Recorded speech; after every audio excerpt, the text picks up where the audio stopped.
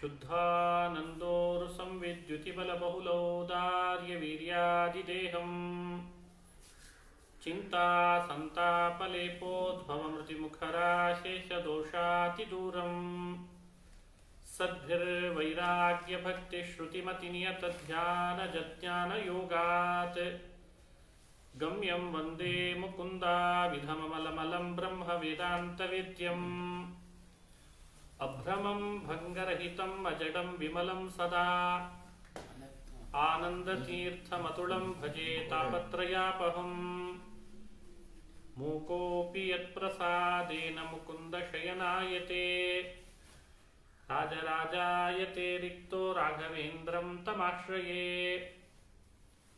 ಆಪಾದಮೌಲಿಪರ್ಯಂತಂ ಗುರುಣಾಮಾಕೃತಿಂ ಸ್ಮರೇತ್ ತೇನ ವಿಘ್ನಾಃ ಪ್ರಣಶ್ಯಂತಿ ಸಿದ್ಧ್ಯಂತಿ ಚ ಮನೋರಥಾಃ.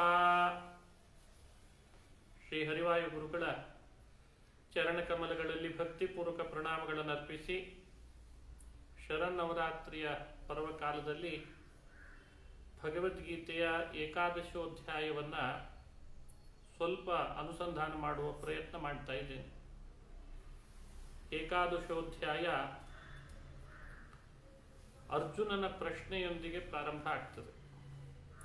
ಮದನುಗ್ರಹಾಯ ಪರಮಂ ಗುಹ್ಯಮಧ್ಯಾತ್ಮ ಸಂಜ್ಞಿತಂ ಯತ್ವಯೋಕ್ತಂ ವಚಸ್ತೇನ ಮೋಹೋಯಂ ವಿಗತೋ ಮಮ. ಅರ್ಜುನ ಹೇಳ್ತಾನೆ ಕೃಷ್ಣನಿಗೆ, ಹೇ ಕೃಷ್ಣ, ನನ್ನನ್ನು ಅನುಗ್ರಹಿಸಬೇಕು ಅಂತ ಬಹಳ ಗುಹ್ಯವಾದ ಅಧ್ಯಾತ್ಮ ವಿಷಯಗಳನ್ನು ಪರಿಚಯ ಮಾಡಿಸಿ ತನ್ನೊಳಗಿರುವ ಮೋಹವನ್ನೆಲ್ಲ ಕಳೆದಿ ಗುರುಗಳಾದವರು ಮಾಡಬೇಕಾದ ಕಾರ್ಯ ಇದೆ. ಗುಹ್ಯವಾದ ವಿಷಯಗಳನ್ನು ಶಿಷ್ಯರಿಗೆ ಪರಿಚಯಿಸಿ ಒಳಗಿರುವ ಸಂಶಯವನ್ನ ಅಜ್ಞಾನವನ್ನು ಕಳಿಬೇಕು. ಕೃಷ್ಣ ಅದನ್ನು ಮಾಡಿದಾನೆ ಅಂತ ಶಿಷ್ಯನೇ ಹೇಳ್ತಾನೆ. ಅಧ್ಯಾತ್ಮ ಸಂಜ್ಞಿತಂ ಪರಮಂ ಗುಹ್ಯಂ ಯತ್ ತ್ವಯಾ ಉಕ್ತಂ ಮದನುಗ್ರಹಾಯ ತೇನ ಮಮ ಮೋಹಃ ವಿಗತಃ. ನನ್ನೊಳಗಿರುವಂತಹ ಮೋಹ ದೂರ ಆಯಿತು ಅಂತಂದ. ಅದಾದ್ಮೇಲೆ ಮತ್ತೆ ಪ್ರಶ್ನಿಸ್ತಾನೆ, ಭವಾಪ್ಯಯೋ ಹಿ ಭೂತಾನಾಂ ಶ್ರುತೋ ವಿಸ್ತರಶೋ ಮಯ ತ್ವತ್ತಃ ಕಮಲಪತ್ರಾಕ್ಷ ಮಾಹಾತ್ಮ್ಯಮಪಿ ಚಾವ್ಯಯಂ. ಹೇ ಕಮಲಪತ್ರಾಕ್ಷ, ಇದು ವಿಷ್ಣುವಿನ ವಿಶೇಷವಾದ ಧರ್ಮ. ಕಮಲಪತ್ರದಂತೆ ಕಣ್ಣು ನಾರಾಯಣನಿಗೆ ಮಾತ್ರ ಇದ್ದಾವೆ ಅಂತ ಉಪಾಸನೆ ಮಾಡಬೇಕಂತೆ ಮುಮುಕ್ಷುಗಳು. ಪುಂಡರೀಕಾಕ್ಷ ಅಂತ ಉಪನಿಷತ್ನಲ್ಲಿ ಹೇಳ್ತಾರೆ, ಕಪ್ಯಾಸಂ ಪುಂಡರೀಕಾಕ್ಷಂ ಅಂತ. ಹಾಗಾಗಿ ಕಮಲಪತ್ರಾಕ್ಷ ಅಂತ ಅರ್ಜುನ ಕೃಷ್ಣನನ್ನು ಸಂಬೋಧಿಸಿದ. ಹೇ ಶ್ರೀಕೃಷ್ಣ, ಲೋಕದಲ್ಲಿ ನಡೆಯುವ ಭವ ಅಂದ್ರೆ ಉತ್ಪತ್ತಿ, ಅಪ್ಯಯ ಅಂದ್ರೆ ಪ್ರಳಯ ನಾಶ, ಎರಡೂ ನಿನ್ನಿಂದಲೇ ನಡೀತದೆ ಅಂತ ನಾನು ಕೇಳಿದ್ದೇನೆ. ಅದನ್ನು ವಿಸ್ತಾರವಾಗಿ ನನಗೆ ಹೇಳಬೇಕು, ಆ ಮಹಿಮೆಯನ್ನೇ ಹೇಳಬೇಕು ನೀನು ಅಂತ ಪ್ರಾರ್ಥನೆ ಮಾಡ್ತಾನೆ. ಭವಾಪ್ಯಯೋ ಹಿ ಭೂತಾನಾಂ ಶ್ರುತೌ ವಿಸ್ತರಶೋ ಮಯ ತ್ವತ್ತಃ ಕಮಲಪತ್ರಾಕ್ಷ ಮಾಹಾತ್ಮ್ಯಮಪಿ ಚ ವ್ಯಯಂ ಏವಮೇತದ್ ಯಥಾರ್ಥತ್ವಂ ಆತ್ಮಾನಂ ಪರಮೇಶ್ವರ ದ್ರಷ್ಟುಮಿಚ್ಛಾಮಿ ತೇ ರೂಪಂ ಐಶ್ವರಂ ಪುರುಷೋತ್ತಮ.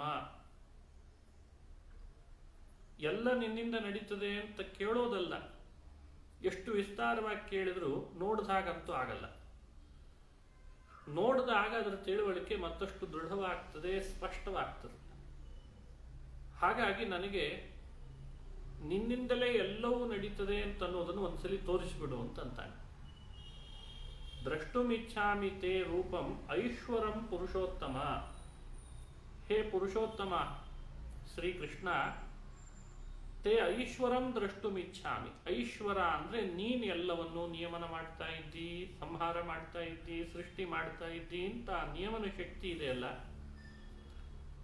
ಅದು ನನಗೆ ನೋಡುವ ಅಪೇಕ್ಷೆ ಆಗ್ತಾ ಇದೆ, ಒಂದ್ಸಲಿ ತೋರಿಸು ಅಂತ ಕೇಳ್ತಾ ಇದ್ದ. ನಿನಗೆ ಶಕ್ತಿ ಇಲ್ಲ, ತೋರಿಸಲ್ಲ ಅಂದ್ರೆ ಶಕ್ತಿ ಇದ್ದಷ್ಟೇ ತೋರಿಸು. ಶಕ್ತಿ ಇಲ್ವೇ ಇಲ್ಲ ಯಾವುದನ್ನು ನೋಡ್ಲಿಕ್ಕೆ ಅಂದ್ರೆ ಬೇಡವೇ ಬೇಡ. ಮನ್ಯಸೆ ಯದಿ ತಚ್ಛಕ್ಯಂ ಮಯಾ ದ್ರಷ್ಟುಮಿತಿ ಪ್ರಭೋ ಯೋಗೇಶ್ವರ ತಥೋ ಮೇ ತ್ವಂ ದರ್ಶಯಾತ್ಮಾನಮವ್ಯಯಂ. ಯದಿ ಶಕ್ಯಂ ಮಯಾ ದ್ರಷ್ಟು, ನನಗೆ ನೋಡುವ ಅರ್ಹತೆ ಇದೆನೋ ಇಲ್ಲೋ, ನನಗೆ ಆ ರೀತಿ ಶಕ್ತಿ ಇದೆನೋ ಇಲ್ಲೋ, ಅದು ನಿನಗೆ ಗೊತ್ತಿರ್ತದೆ ಕೃಷ್ಣ.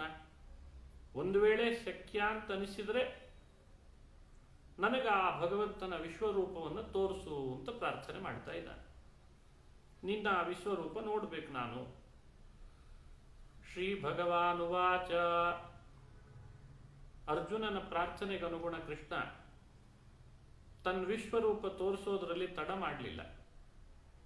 ಆ ಕೂಡಲೇ ವಿಶ್ವರೂಪ ವ್ಯಕ್ತಗೊಳಿಸ್ಬಿಟ್ಟ.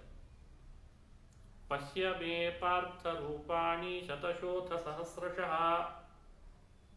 ನಾನಾ ವಿಧಾನಿ ದಿವ್ಯಾನಿ ನಾನಾ ವರ್ಣಾಕೃತೀನಿ ಚ. ಇಷ್ಟು ಕುತೂಹಲದಿಂದ ಪ್ರಾರ್ಥಿಸ್ತಾ ಇದ್ದ ಅರ್ಜುನನ ಮೇಲೆ ಬಹಳ ಪ್ರೀತಿ ದೇವರಿಗೆ. ನೋಡು, ಹಾಗಾದ್ರೆ ನನ್ನ ರೂಪ ನೋಡ್ತೀಯ ನೋಡು ಅಂತಂದ. ಶತಶೋಥ ಸಹಸ್ರಶಃ, ನೂರಾರು ರೂಪ, ನಾನಾ ವಿಧಾನಿ ದಿವ್ಯಾನಿ ನಾನಾ ವರ್ಣಾಕೃತೀನಿ, ವಿವಿಧ ವಿವಿಧ ಆಕೃತಿ, ವಿವಿಧ ವಿವಿಧವಾದಂಥ ಆಯುಧಗಳು, ಎಲ್ಲವನ್ನೂ ನೋಡು ಅಂತ ತೋರಿಸ್ತಾ ಇದ್ದಾನೆ. ಅದನ್ನು ನೋಡಲಿಕ್ಕೆ ಸಾಧಾರಣವಾದ ದೃಷ್ಟಿ ಸಾಲದಾಗಿತ್ತು. ಹಾಗಾಗಿ ಕೃಷ್ಣ ಅರ್ಜುನನಿಗೊಂದು ವಿಶೇಷ ದೃಷ್ಟಿ ಕೊಟ್ಟಿದ್ದ ಅಂತ ಹಿರಿಯರು ಹೇಳ್ತಾರೆ ಸ್ಪಷ್ಟವಾಗಿ. ಪಶ್ಯಾದಿತ್ಯಾನ್ ವಸೂನ್ ರುದ್ರೌ ಅಶ್ವಿನೌ ಮರುತಸ್ತತ ತಥಾ ಬಹೂನ್ ಯದೃಷ್ಟಪೂರ್ವಾಣಿ ಪಶ್ಯಾಶ್ಚರ್ಯಾಣಿ ಭಾರತ. ಆದಿತ್ಯಾನ್ ಪಶ್ಯ, 12 ಸೂರ್ಯರನ್ನು ತೋರಿಸ್ತೇನೆ ನೋಡು. ಅಷ್ಟೌ ವಸೂನ್, 8 ಜನ ವಸುಗಳನ್ನ. ರುದ್ರಾನ್, 11 ಜನ ರುದ್ರರನ್ನ. ಅಶ್ವಿನೌ, ಅಶ್ವಿನಿ ದೇವತೆಗಳನ್ನ. ಮರುತಸ್ತಥ, 49 ಜನ ಮರುದೇವತೆಗಳನ್ನ. ಇಲ್ಲಿ ಸಂಖ್ಯೆ ಹೇಳಿಲ್ಲ, ಆದರೆ ಸಂಖ್ಯೆಯನ್ನು ಇಟ್ಟುಕೊಂಡು ಅರ್ಥ ಮಾಡಿಕೊಳ್ಬೇಕು. ಆದಿತ್ಯರು 12, ವಸುಗಳು 8, ರುದ್ರರು 11, ಮರುದೇವತೆಗಳು 49, ಎಲ್ಲರನ್ನ ನೋಡು ಅಂತ ತೋರಿಸ್ತಾನೆ. ಬಹೂನ್ ಅದೃಷ್ಟ ಪೂರ್ವಾಣಿ ಪಶ್ಯಾಶ್ಚರ್ಯಾಣಿ ಭಾರತ. ಇದು ಯಾರೂ ಹಿಂದೆ ಎಲ್ಲೂ ನೋಡ್ಲಿಕ್ಕಿಲ್ಲ ಅಂಥ ರೂಪ, ಬಹಳ ಆಶ್ಚರ್ಯಕರವಾದದ್ದು, ನೋಡು ಅಂತ ತೋರಿಸ್ತಾ ಇದ್ದಾನೆ ಕೃಷ್ಣ. ಇಹೈಕಸ್ಥಂ ಜಗತ್ ಕೃಷ್ಣಂ ಪಶ್ಯಾದ್ಯ ಸಚರಾಚರಂ. ಅರ್ಜುನ, ಎಲ್ಲೂ ಯೋಚನೆ ಮಾಡ್ಲಿಕ್ಕೆ ಹೋಗ್ಬೇಡ. ಏಕಸ್ಥಂ ಜಗತ್ ಕೃತ್ಸ್ನಂ, ಇಡೀ ಪ್ರಪಂಚ ಇಲ್ಲಿ ಒಂದಾಗಿದೆ ನೋಡು. ಮಮ ದೇಹೇ ಗುಡಾಕೇಶ ಯಚ್ಚಾನ್ಯ ದ್ರಷ್ಟುಮಿಚ್ಛಸಿ. ನನ್ನ ಈ ದೇಹದೊಳಗೆ ನೀನೇನ್ ನೋಡ್ಬೇಕು ಅಂತಿದ್ದಿ ಎಲ್ಲ ತೋರಿಸ್ತಾ ಇದ್ದೇನೆ ನೋಡು. ಆದ್ರೆ ಈ ರೂಪ ನೋಡುವಷ್ಟು ಶಕ್ತಿ ನಿನಗೆ ಈ ಕಣ್ಣಿಗಿಲ್ಲ. ನತು ಮಾಂ ಶಕ್ಯಸೆ ದ್ರಷ್ಟುಂ ಅನೇನೈವ ಸ್ವಚಕ್ಷುಷ ದಿವ್ಯಂ ದದಾಮಿ ತೇ ಚಕ್ಷು ಪಶ್ಯಮೇ ಯೋಗಮೈಶ್ವರಂ. ಅನೇನೈವ ಸ್ವಚಕ್ಷುಷ ನ ಮಾಂ ದ್ರಷ್ಟುಂ ಶಕ್ಯಸೆ. ಈಗಿರುವ ನಿನ್ನ ಈ ಕಣ್ಣಿನಿಂದ ನನ್ನನ್ನು ನೀನು ನೋಡ್ಲಾರಿ. ಆ ನೋಡ್ಬೇಕು ಅನ್ನೋ ಕುತೂಹಲ ನಿನಗಿರಬಹುದು, ಅದಕ್ಕೆ ನಿನಗೊಂದು ದಿವ್ಯ ದೃಷ್ಟಿ ಕೊಡ್ತೇನೆ ಅಂತಂದ ಕೃಷ್ಣ. ಅದಕ್ಕೆ ಅಲ್ವೇ ಭಗವಂತನನ್ನ ಕರುಣಾ ಸಮುದ್ರ ಅಂತ ಹೇಳೋದು. ಭಕ್ತರು ಅಪೇಕ್ಷಿಸಿದಾಗ ಅವರಿಗೆ ಶಕ್ತಿ ಇಲ್ದಿದ್ರು ಆ ಶಕ್ತಿಯನ್ನು ಅವರಿಗೆ ಕೊಟ್ಟಾದ್ರೂ ತನ್ನ ರೂಪ ತೋರಿಸ್ತಾನೆ. ಉದಾಹರಣೆಗೆ ಮಾರ್ಕಾಂಡೇಯ ಮುನಿಗಳು, ಪ್ರಳಯದ ರೂಪ ನೋಡುವ ಆಸೆ, ಪ್ರಳಯದ ರೂಪ ನೋಡಬೇಕು ತೋರಿಸುವಂತೆ ಕುತೂಹಲ. ನರನಾರಾಯಣರು ವರ ಕೊಟ್ಬಿಟ್ರು, ಪ್ರಳಯದಲ್ಲಿ ಯಾರೂ ಇರಲ್ಲ ಅಂತಿದೆ. ಅದಕ್ಕೆ ಅಂಥದ್ದೇ ಕೇಳಿದ್ರಂತೆ. ಯಾರೂ ಇರಲಲ್ಲ ಅಂತ ಯಾವ ಲೋಕ ಇದೆ, ಕಾಲ ಇದೆ, ಲೋಕ ಅಲ್ಲ ಕಾಲ ಇದೆ, ಆ ಕಾಲದಲ್ಲಿ ನಿನ್ನನ್ನು ನಾನು ನೋಡ್ಬೇಕು. ಹಾಗೆ ಅರ್ಜುನನಿಗೆ ದಿವ್ಯಂ ದದಾಮಿ ತೇ ಚಕ್ಷು ಪಶ್ಯಮೇ ಯೋಗಮೈಶ್ವರಂ. ನಿನಗ ಆ ಶಕ್ತಿ ಈ ಕಣ್ಣಿನಿಂದ ನೋಡ್ಲಿಕ್ಕೆ ಇಲ್ದಿದ್ರು ನಿನಗೆ ಅಂತ ನೋಡ್ಲಿಕ್ಕೆ ಒಂದು ಅಲೌಕಿಕವಾದ, ದಿವ್ಯ ಅಂದ್ರೆ ಅಲೌಕಿಕವಾದ ದೃಷ್ಟಿಯನ್ನು ಕೊಡ್ತೇನೆ ನೋಡು. ಏವ ಮುಕ್ತ್ವಾ ತಥೋ ರಾಜನ್ ಮಹಾಯೋಗೇಶ್ವರೋ ಹರಿಃ ದರ್ಶಯಾಮಾಸ ಪಾರ್ಥಾಯ ಪರಮಂ ರೂಪಮೈಶ್ವರಂ. ಕೃಷ್ಣನ ಕಾರುಣ್ಯಕ್ಕೆ ಸರಿಸಮಾನವಾದ ಕಾರುಣ್ಯ ಮತ್ತೊಂದು ಇಲ್ಲವೇ ಇಲ್ಲ ಅನ್ಲಿಕ್ಕಿದೆ ಸಾಕ್ಷಿ.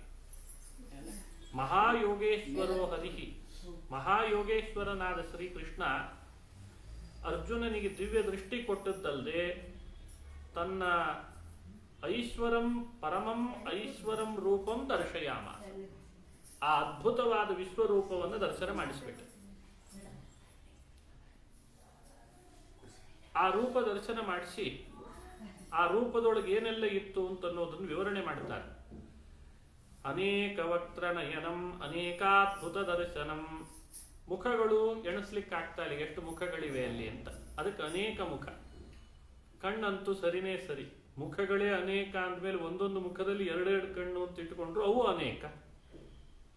ಕೈಗಳು ಅನೇಕ, ಆಭರಣ ಅನೇಕ, ಆಯುಧಗಳು ಅನೇಕ, ಹಿಡಿದದ್ದು ಮಾಲೆ, ಗಂಧಾನುಲೇಪನ ಮಾಡಿಕೊಂಡದ್ದು ಎಲ್ಲವೂ ಆಶ್ಚರ್ಯಮಯವಾಗಿ ಕಾಣ್ತಾ ಇದೆ ಆ ಕೃಷ್ಣನ ರೂಪದಲ್ಲಿ. 4 ಭುಜ, ಶಂಖ ಚಕ್ರಗಳ ಆಯುಧ ಹಿಡ್ಕೊಂಡು ಕೃಷ್ಣನ್ ನೋಡೋದು ಹೇಗೆ, ಅಥವಾ ಇನ್ನೂ ಅರ್ಹತೆ ಕಡಿಮೆ ಇರೋರು 2 ಭುಜ, ಶ್ರೀಕೃಷ್ಣ ಧರಿಸಿದ ಒಂದಿಷ್ಟು ಆಭರಣಗಳು, ಆ ರೂಪ ನೋಡೋದು ಹೇಗೆ, ಅನೇಕ ಮುಖಗಳು, ಅನೇಕ ನಯನಗಳು, ಅನೇಕ ಆಭರಣ, ಅನೇಕ ಆಯುಧ ಹಿಡ್ಕೊಂಡು ವಿಶ್ವರೂಪ ನೋಡೋದು ಹೇಗೆ, ಕಲ್ಪನೆಗೆ ಸಿಗಲ್ಲ ಅಂಥ ಅದ್ಭುತ ರೂಪ ಅದು. ದಿವ್ಯ ಮಾಲ್ಯಾಂಬರಧರಂ ದಿವ್ಯ ಗಂಧಾನುಲೇಪನಂ ಸರ್ವಾಶ್ಚರ್ಯಮಯಂ ದೇವಂ ಅನಂತಂ ವಿಶ್ವತೋಮುಖಂ. ಅನಂತಂ ವಿಶ್ವತೋಮುಖಂ ಅಂತ ಹೇಳ್ತಾರೆ. ಅದಕ್ಕೆ ಮಂತ್ರಾಲಯ ಪ್ರಭುಗಳು ಅನಂತಂ ವಿಶ್ವತೋಮುಖಂ ಅನ್ನೋದನ್ನ ಸ್ಪಷ್ಟಪಡಿಸಿ ಹೇಳಿದರು. ಎಲ್ಲಾ ದಿಕ್ಕುಗಳಲ್ಲೂ ದೇವರ ಮುಖ ಇತ್ತಂತೆ. ಸರ್ವ ದಿಕ್ಷು ಮುಖಂ, ಒಂದು ದಿಕ್ಕಿನಲ್ಲಿ ದೇವರ ಮುಖ ಇಲ್ಲ ಅಂತಿಲ್ಲ, ಎಲ್ಲಾ ದಿಕ್ಕಿನಲ್ಲೂ ಮುಖ ಇದೆ ಅಂತ. ಮತ್ತೆ ಮೇಲಿಲ್ಲ ಅಂತ ತಿಳ್ಕೊಳ್ಳೋ ಹಾಗೆ ಇಲ್ಲ, ಮೇಲಿನ ದಿಕ್ಕಿನಲ್ಲೂ ಮುಖ ಇದೆ, ಕೆಳಗಿನ ದಿಕ್ಕುಗಳಲ್ಲಿ ಎಲ್ಲ ಕಡೆಯಲ್ಲೂ ಮುಖ ಕಾಣ್ತಾ ಇದೆ, ಅಷ್ಟು ಮುಖಗಳಂತೆ. ಆ ರೂಪದಿಂದ ಹೊರಹೊಮ್ಮತಾ ಇದ್ದ ಪ್ರಕಾಶ ಎಷ್ಟಿತ್ತು, 1000 ಸೂರ್ಯರು ಏಕಕಾಲದಲ್ಲಿ ಉದಯಿಸಿದರೆ ಎಷ್ಟು ಪ್ರಕಾಶ ಬರಬೇಕೋ ದೇವರ ರೂಪದಲ್ಲಿ ಅಷ್ಟು ಪ್ರಕಾಶ ಹೊರಹೊಮ್ಮತಾ ಇತ್ತಂತೆ. ದಿವಿ ಸೂರ್ಯ ಸಹಸ್ರಸ್ಯ ಭವೇದ್ಯುಗಪದುತ್ಥಿತ ಅಂತಾರೆ. ಯುಗಪದುತ್ಥಿತ ದಿವಿ ಸೂರ್ಯ ಸಹಸ್ರಸ್ಯ, 1000 ಸೂರ್ಯರು ಏಕಕಾಲದಲ್ಲಿ ಉದಯಿಸಿದರೆ ಎಷ್ಟು ಪ್ರಕಾಶ ಬರಬೇಕು. ಯದಿ ಭಾಸ್ ಸದೃಶಿ ಸಾ ಸ್ಯಾತ್ ಭಾಸಸ್ತಸ್ಯ ಮಹಾತ್ಮನಃ, ಅಂಥ ಶೋಭೆ, ಅಂಥ ಭಾಸ ಪ್ರಕಾಶ ಈ ವಿಶ್ವರೂಪದಲ್ಲಿ ಕಂಡು ಬರ್ತಾ ಇದೆ. ಇದನ್ನ ಅರ್ಜುನ ನೋಡ್ತಾ ಇದ್ದಾನೆ. ತತ್ರೈಕಸ್ಥಂ ಜಗತ್ಕೃಷ್ಣಂ ಪ್ರವಿಭಕ್ತಮನೇಕಧಾ, ಒಂದು ಕಡೆಯಲ್ಲಿರುವ ಜಗತ್ತು ವಿವಿಧವಾದ ವಿಭಾಗದಿಂದ, ದೇವ ದಾನವ ಮಾನವ ಅನ್ನೋ ವಿಭಾಗದಿಂದ ಭಿನ್ನವಾದ ಜಗತ್ತು ಒಂದು ಕಡೆಯಲ್ಲಿ ಕಾಣ್ತಾ ಇದೆ ಅಂತೆ ಅರ್ಜುನನಿಗೆ. ಆಶ್ಚರ್ಯ ಪಟ್ಬಿಟ್ಟ. ಎಲ್ಲಿ ನೋಡಿದ್ರು ಮುಖ, ಎಲ್ಲಿ ನೋಡಿದ್ರು ಕಣ್ಣುಗಳು, ಎಲ್ಲಿ ನೋಡಿದ್ರು ಆಯುಧ. ಆಶ್ಚರ್ಯ ಅಲ್ಲದೆ ಮತ್ತಿನ್ನೇನಾಗ್ತದೆ, ಮೈ ರೋಮಾಂಚನ ಆಯ್ತು. ಏನು ಮಾಡಬೇಕು ತೋಚಲಿಲ್ಲ ಅರ್ಜುನನಿಗೆ. ಏನೂ ತೋಚದೆ ಇದ್ದಂಗಾಗಿ 2 ಕೈ ಜೋಡಿಸಿದ. ಕೈ ಜೋಡಿಸಿ ನಮಸ್ಕಾರ ಮಾಡಿಬಿಟ್ಟ. ಪ್ರಣಮ್ಯ ಶಿರಸಾ ದೇವಂ ಕೃತಾಂಜಲಿ ರಭಾಷತ. 2 ಕೈಗಳನ್ನು ಜೋಡಿಸಿ ನಮಸ್ಕಾರ ಮಾಡಿ ಆ ವಿಶ್ವರೂಪವನ್ನು ಸ್ತೋತ್ರ ಮಾಡ್ಲಿಕ್ಕೆ ಪ್ರಾರಂಭ ಮಾಡಿಬಿಟ್ಟ. ಏನು ಸ್ತೋತ್ರ ಮಾಡಿದ? ಅರ್ಜುನ ಉವಾಚ. ಗೀತೆಯಲ್ಲಿ ಇದೊಂದು ಪ್ರಮುಖ ಭಾಗ. ವಿಶ್ವರೂಪ ನೋಡ್ತಾ ನೋಡ್ತಾ ಅರ್ಜುನ ಸ್ತೋತ್ರ ಮಾಡಿದ. ಅದಕ್ಕೆ ವಿಶ್ವರೂಪ ಸ್ತುತಿ ಅಂತ ಪ್ರಸಿದ್ಧ ಇದೆ. ಪಶ್ಯಾಮಿ ದೇವಾಸ್ತವ ದೇವದೇಹೇ ಸರ್ವಾಸ್ತಥಾ ಭೂತ ವಿಶೇಷ ಸಂಘಾನ್ ಬ್ರಹ್ಮಾಣಮೀಶಂ ಕಪಲಾಸನಸ್ಥಂ ಋಷೀಶ್ಚ ಸರ್ವಾನುರಗಾಶ್ಚ ದಿವ್ಯಾನ್. ಪ್ರತಿ ಶ್ಲೋಕವು ಅರ್ಜುನ ಬಾಯಲ್ಲಿ ಹೇಳ್ತಾ ಇರುವ ಪ್ರತಿ ಶ್ಲೋಕಗಳು ಕೂಡ ಆ ವಿಶ್ವರೂಪ ಕಣ್ಣಿಗೆ ಚೆನ್ನಾಗಿ ಕಾಣ್ತಾ ಇದೆ. ಅಲ್ಲಿ ಏನೇನು ನಡೀತಾ ಇದೆ ಅದನ್ನೆಲ್ಲ ವರ್ಣನೆ ಮಾಡ್ತಾ ಬರ್ತಾನೆ ಶ್ಲೋಕಗಳಲ್ಲಿ. ಹೇ ದೇವ, ಹೇ ದಿವ್ಯಾದಿ ಕ್ರೀಡಾದಿ ಗುಣವಿಶಿಷ್ಟನಾದ ವಿಶ್ವರೂಪನೇ, ದೇವತೆಗಳನ್ನು ನಿನ್ನ ದೇಹದಲ್ಲಿ ನೋಡ್ತಾ ಇದ್ದೇನೆ ಅಂತಂದ. ದೇವತೆಗಳೆಲ್ಲ ಇದ್ರಲ್ಲಿ. ಹಾಗೆ ಭೂತ ವಿಶೇಷ ಸಂಘಾನ್, ಚತುರ್ಮುಖ ಬ್ರಹ್ಮನನ್ನ, ಶಿವನನ್ನ, ಬ್ರಹ್ಮಾಣಂ ಈಶಂ ಕಮಲಾಸನಸ್ಥಂ, ಋಷೀಶ್ಚ ಸರ್ವಾನುರಗಾಶ್ಚ ದಿವ್ಯಾನ್, ಋಷಿಗಳನ್ನು ನೋಡ್ತಾ ಇದ್ದಾನಂತೆ. ಋಷಿಗಳನ್ನ, ಸರ್ಪಗಳನ್ನ, ಉರಗಾಶ್ಚ ದಿವ್ಯಾನ್ ಅಂದ್ರೆ ಪಾತಾಳದಲ್ಲಿ ಇರಬೇಕಾದಂಥ ಎಲ್ಲಾ ಸರ್ಪಗಳು ವಿಶ್ವರೂಪದಲ್ಲಿ ಸುತ್ತಕೊಂಡಿತ್ತಂತೆ. ಭಗವತ್ಪಾದರು ಈ ಮಾತಿಗೆ ವ್ಯಾಖ್ಯಾನ ಮಾಡುವಾಗ ಮತ್ತೊಂದು ಪ್ರಮಾಣವನ್ನು ಉದಾಹರಿಸಿದ್ದಾರೆ. ವಿಷ್ಣುಂ ಸಮಾಶ್ರಿತೋ ಬ್ರಹ್ಮ, ಬ್ರಹ್ಮಣೋಂಕಗತೋ ಹರಃ, ಹರಸ್ಯಾಂಗ ವಿಶೇಷೇಷು ದೇವಾಃ ಸರ್ವೇಪಿ ಸಂಸ್ಥಿತಾಃ. ಹೀಗೆ ಮುಮುಕ್ಷುಗಳಾದವರು ಭಗವಂತನ ವಿಶ್ವರೂಪದಲ್ಲಿ ಯಾರನ್ನು ಯಾರು ಆಶ್ರಯಿಸಿದರು ಅಂತ ಕ್ರಮವಾಗಿ ತಿಳ್ಕೊಳ್ಬೇಕು ಅಂತ ಹೇಳ್ತಾರೆ. ಆ ಕ್ರಮ ಅಲ್ಲಿ ನಮಗೆ ಕಂಡು ಬರಲ್ಲ ಶ್ಲೋಕದಲ್ಲಿ ಕೂಡ್ಲೆ. ಆ ವಿಷ್ಣುವನನ್ನ ಆಶ್ರಯಿಸಿರುವವನು ಅಂದ್ರೆ ಚತುರ್ಮುಖ ಬ್ರಹ್ಮ ಅಂತ ತಿಳಿಬೇಕಂತ. ಬ್ರಹ್ಮನನ್ನ ಆಶ್ರಯಿಸಿರೋನು, ಬ್ರಹ್ಮನ ಅಂಕವನ್ನ ಆಶ್ರಯಿಸಿದವನು ರುದ್ರ ಅಂತ ತಿಳಿಬೇಕು. ರುದ್ರದೇವರು ಬ್ರಹ್ಮದೇವರ ಅಂಕದೊಳಗಿರ್ತಾರೆ ಯಾವಾಗ. ರುದ್ರನನ್ನು ಆಶ್ರಯಿಸಿದವರು ಉಳಿದ ದೇವತೆಗಳು ಅಂತ ಈ ಶ್ಲೋಕವನ್ನು ಅರ್ಥೈಸಿಕೊಳ್ಬೇಕಂತ. ವಿಷ್ಣುಂ ಸಮಾಶ್ರಿತೋ ಬ್ರಹ್ಮ, ಬ್ರಹ್ಮಣೋಂಕಗತೋ ಹರಃ, ಹರಸ್ಯಾಂಗ ವಿಶೇಷೇಷು, ಶಿವನ ಅಂಗ ವಿಶೇಷಗಳನ್ನು ದೇವತೆಗಳು ಆಶ್ರಯಿಸಿದ್ದಾರೆ. ದೇವಾ ಸರ್ವೇ ಅಪಿ ಸಂಸ್ಥಿತಾ. ಹೀಗೆ ವಿಶ್ವರೂಪ ಚಿಂತಿಸುವಾಗ ಈ ಕ್ರಮದಲ್ಲಿ ದೇವತೆಗಳು ಆಶ್ರಯಿಸಿದ್ದಾರೆ ಅಂತ ಆ ಶ್ಲೋಕಕ್ಕೆ ವ್ಯಾಖ್ಯಾನ ಮಾಡಿಕೊಳ್ಳ್ರಿ ಅಂತ ಭಗವತ್ಪಾದರು. ಅನೇಕ ಬಾಹೂದರ ವಕ್ತ್ರ ನೇತ್ರಂ ತ್ವಾಂ ಸರ್ವತೋನಂತ ರೂಪಂ ಪಶ್ಯಾಮಿ ತ್ವಾಂ ಸರ್ವತೋನಂತ ರೂಪಂ ನಾಂತಂ ನ ಮಧ್ಯಂ ನ ಪುನಸ್ತವಾದಿಂ ಪಶ್ಯಾಮಿ ವಿಶ್ವೇಶ್ವರ ವಿಶ್ವರೂಪ. ಅನಂತ ಬಾಹೂದರ ವೇದದಲ್ಲಿ ಬರ್ತದಲ್ಲ, ವಿಶ್ವತಶ್ಚಕ್ಷುರುತ ವಿಶ್ವತೋ ಮುಖೋ ಅಂತ ಬರ್ತದಲ್ಲ. ಹಾಗೆ ಅರ್ಜುನ ಹೇಳ್ತಾನೆ ಅನಂತ ಬಾಹೂದರ ವಕ್ತ್ರ ನೇತ್ರಂ, ಬಾಹುಗಳನಂತ, ಉದರ ಅನಂತ, ಮುಖಗಳು ಅನಂತ, ಕಣ್ಣುಗಳು ಅನಂತ, ಎಲ್ಲವೂ ಅನಂತನೇ ವಿಶ್ವರೂಪದಲ್ಲಿ. ಪಶ್ಯಾಮಿ ತ್ವಾಂ ಸರ್ವತೋ ಅನಂತ ರೂಪಂ, ಎಲ್ಲೆಡೆ ನೀನು ಅನಂತನಾಗಿದ್ದಿ. ಈ ವಿಶ್ವರೂಪದಲ್ಲಿ ಇದೊಂದು, ಇದನ್ನ ತಲೆ ಎತ್ತಿ ಹೀಗೆ ನೋಡಿದ್ರೆ ಅದು ಕೊನೆನಾ ಅಂತಂದ್ರೆ ಅದಕ್ಕಿಂತಲೂ ಅದಕ್ಕಿಂತಲೂ ಅದಕ್ಕಿಂತಲೂ ಇದೆ ಅಂತ. ಹಾಗಾಗಿ ಅದು ಕೊನೆ ಅಲ್ಲ, ಕೊನೆ ಸಿಗುತ್ತಿಲ್ಲ. ಇದು ಮಧ್ಯನ ಅಂತ ಭಾವಿಸಿದ್ರೆ ಕೆಳಗಿನಿಂದ ಮೇಲ್ ತನಕ ನೋಡಿದಾಗ ಅದು ಮಧ್ಯ ಅಂತ ಗೊತ್ತಾಗ್ತಿಲ್ಲ, ಅದರ ಮಧ್ಯ ಇಲ್ಲ, ಅಂತ ಇಲ್ಲ, ಮಧ್ಯ ಇಲ್ಲ, ಆದಿ ಇಲ್ಲ. ಆದಿ ಮಧ್ಯ ಅಂತಗಳನ್ನ ಪತ್ತೆ ಹಚ್ಚಲಿಕ್ಕೆ ಆಗ್ತಾ ಇಲ್ಲ. ನಾಂತಂ ನ ಮಧ್ಯಂ ನ ಪುನಸ್ತವಾದಿಂ ಪಶ್ಯಾಮಿ ವಿಶ್ವೇಶ್ವರ ವಿಶ್ವರೂಪ. ಅರ್ಜುನನ ಸ್ತೋತ್ರದಲ್ಲಿ ಬಂದ ಇದೊಂದು ಅಂಶ. ಅಂತ್ಯ ಮಧ್ಯ ಆದಿಗಳಿಲ್ಲದೆ ಇರುವಂತಹ ನಿನ್ನ ಈ ಅದ್ಭುತವಾದಂತಹ ರೂಪ. ಕಿರೀಟಿನಂ ಗದಿನಂ ಚಕ್ರಿಣಂಚ ತೇಜೋರಾಶಿಂ ಸರ್ವತೋ ದೀಪ್ತಿಮಂತಂ ಪಶ್ಯಾಮಿ ತ್ವಾಂ ದುರ್ನಿರೀಕ್ಷ್ಯಂ ಸಮಂತಾತ್ ದೀಪ್ತಾನಲಾರ್ಕದ್ಯುತಿಮಪ್ರಮೇಯಂ. ಸ್ತೋತ್ರ ಬಹಳ ಚೆನ್ನಾಗಿದೆ. ಪ್ರತಿ ಭಗವಂತನ ತಲೆಗಳಿಗೆ ಒಂದೊಂದು ಕಿರೀಟ ಇಟ್ಟುಕೊಂಡಿದ್ದಾನೆ. ಇಂಥ ರೂಪಕ್ಕೆ ಕಿರೀಟ ಇಲ್ಲ ಅನ್ಕೊಳ್ಬಾರ್ದು. ಎಲ್ಲಾ ರೂಪಗಳಿಗೂ ಒಂದೊಂದು ಕಿರೀಟ. ಅದಕ್ಕೆ ಕಿರೀಟಿನಂ ಗದಿನಂ, ಕೈಯಲ್ಲಿ ಗದೆ ಇದೆ ಅಂತೆ. ಚಕ್ರಿಣಂಚ, ಚಕ್ರ ಹಿಡಿದಿದ್ದಾನೆ. ತೇಜೋರಾಶಿಂ ಸರ್ವತೋ ದೀಪ್ತಿಮಂತಂ, ಆ ರೂಪದಿಂದ ಹೊರಹೊಮ್ಮುತ್ತಿರುವ ತೇಜಸ್ಸು ದಿಕ್ಕನ್ನು ಬೆಳಗುತ್ತಿತ್ತಂತೆ. ಪಶ್ಯಾಮಿ ತ್ವಾಂ ದುರ್ನಿರೀಕ್ಷ್ಯಂ ಸಮಂತಾತ್ ದೀಪ್ತಾನಲಾರ್ಕದ್ಯುತಿಮಪ್ರಮೇಯಂ. ಪಶ್ಯಾಮಿ ತ್ವಾಂ, ನಿನ್ನ ನೋಡ್ತಿದ್ದೇನೆ ಹೇ ವಿಶ್ವರೂಪ. ಎಲ್ಲೆಡೆಯಲ್ಲಿ ಬೆಳಗ್ತಿದ್ದಿ, ಬೆಂಕಿಯಂತೆ ಪ್ರಜ್ವಲಿಸ್ತಿದ್ದಿ. ತ್ವಮಕ್ಷರಂ ಪರಮಂ ವೇದಿತವ್ಯಂ ತ್ವಮಸ್ಯ ವಿಶ್ವಸ್ಯ ಪರಂ ನಿಧಾನಂ. ನಿಧಾನಂ ಅಂದ್ರೆ ಮುಖ್ಯಾಶ್ರಯ ಅಂತಂತಾನೆ ಅರ್ಜುನ.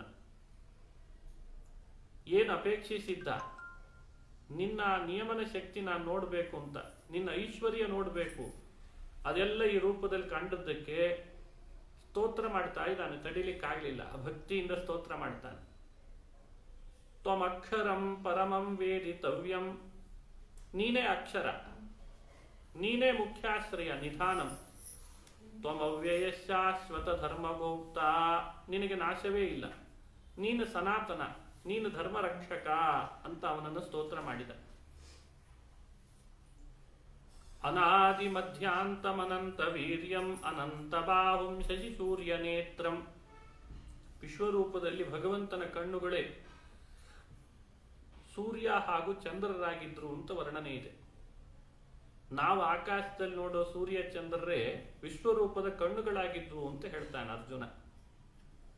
ಪಶ್ಯಾಮಿ ತ್ವಂ ದೀಪ್ತ ಹುತಾಶವಕ್ತ್ರಂ ಸ್ವತೇಜಸಾ ವಿಶ್ವಮಿದಂ ತಪಂತಂ.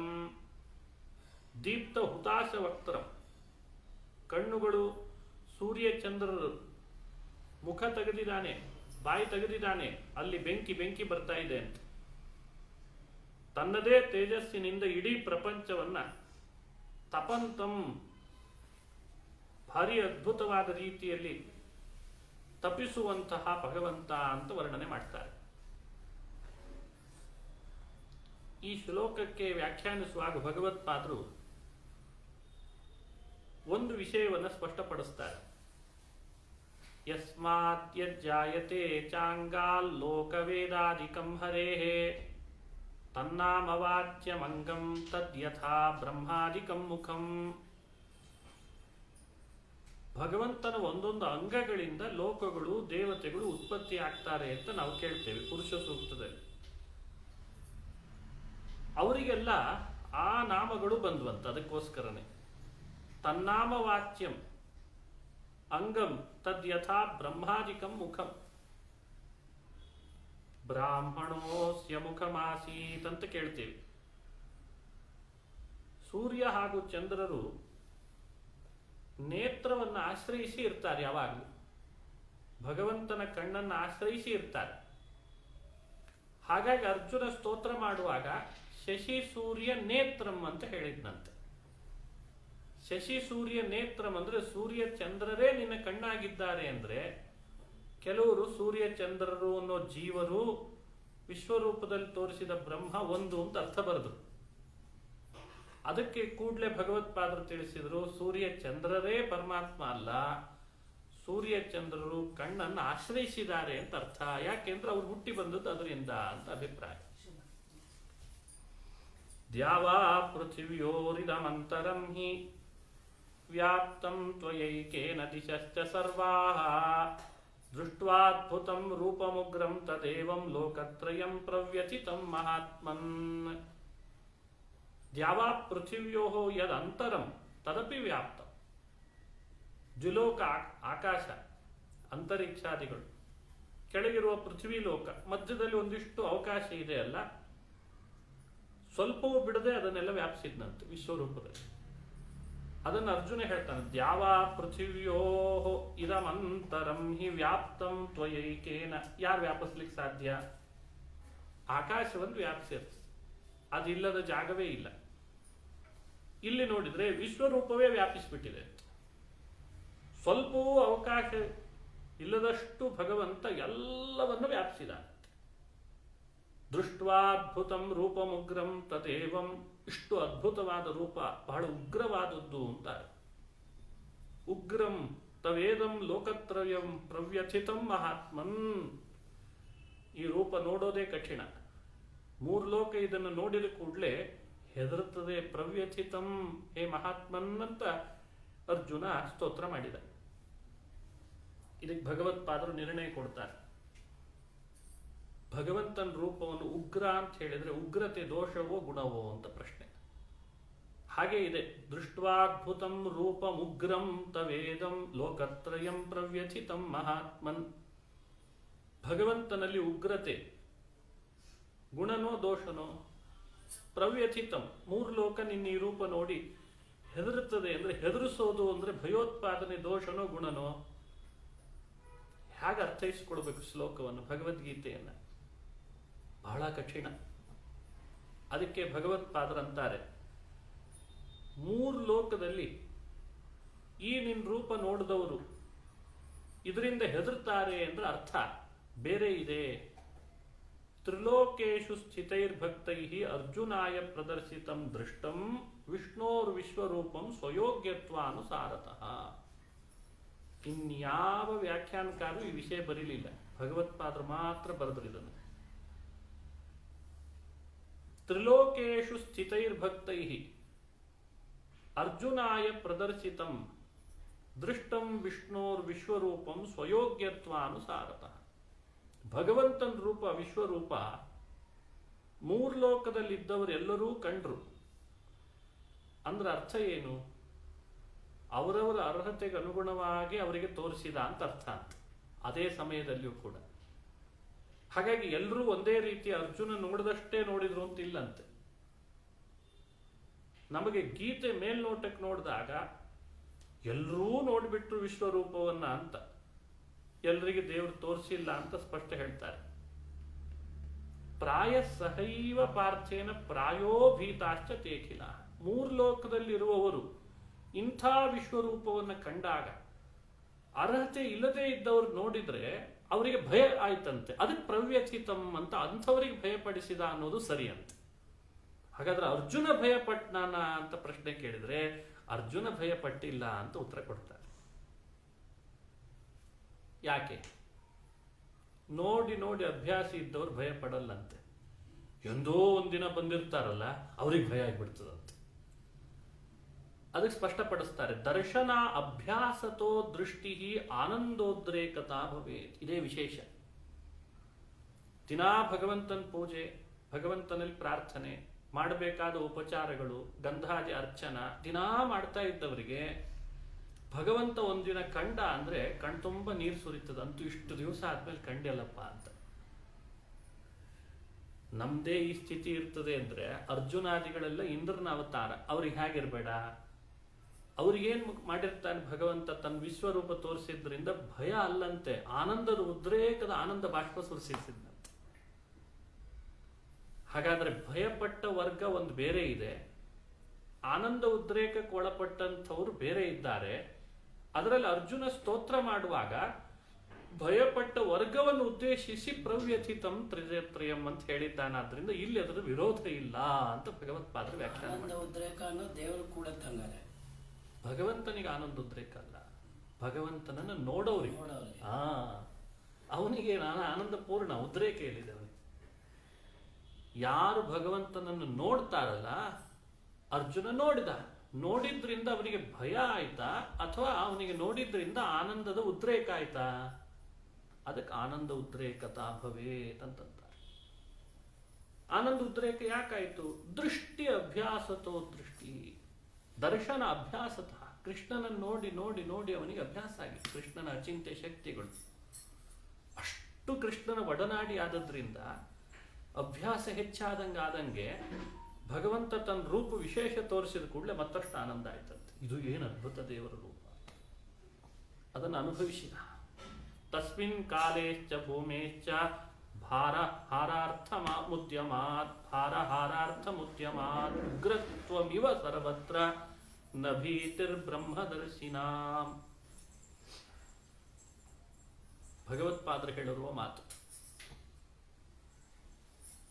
ಆ ಸಮಯ ಭೂಭಾರ ಹರಣ ಮಾಡಬೇಕು ಅನ್ನೋ ಸಮಯ. ಅದು ಭೂಭಾರ ಹರಣ ಮಾಡಲಿಕ್ಕೋಸ್ಕರನೇ ಪ್ರಯುಕ್ತನಾದದ್ರಿಂದ ಭಗವಂತ ಎಲ್ಲರಲ್ಲಿ ತನ್ನ ರೂಪದೊಳಗೆ ಉಗ್ರತೆ ಇಲ್ಲದೆ ಹೋದ್ರು ಉಗ್ರತ್ವಮಿವ ಸರ್ವತ್ರ, ಉಗ್ರತೆ ಇಲ್ಲದೆ ಹೋದ್ರು ಉಗ್ರತೆಯನ್ನ ತಂದು ತೋರಿಸಿದ್ನಂತೆ ಭಗವಂತ.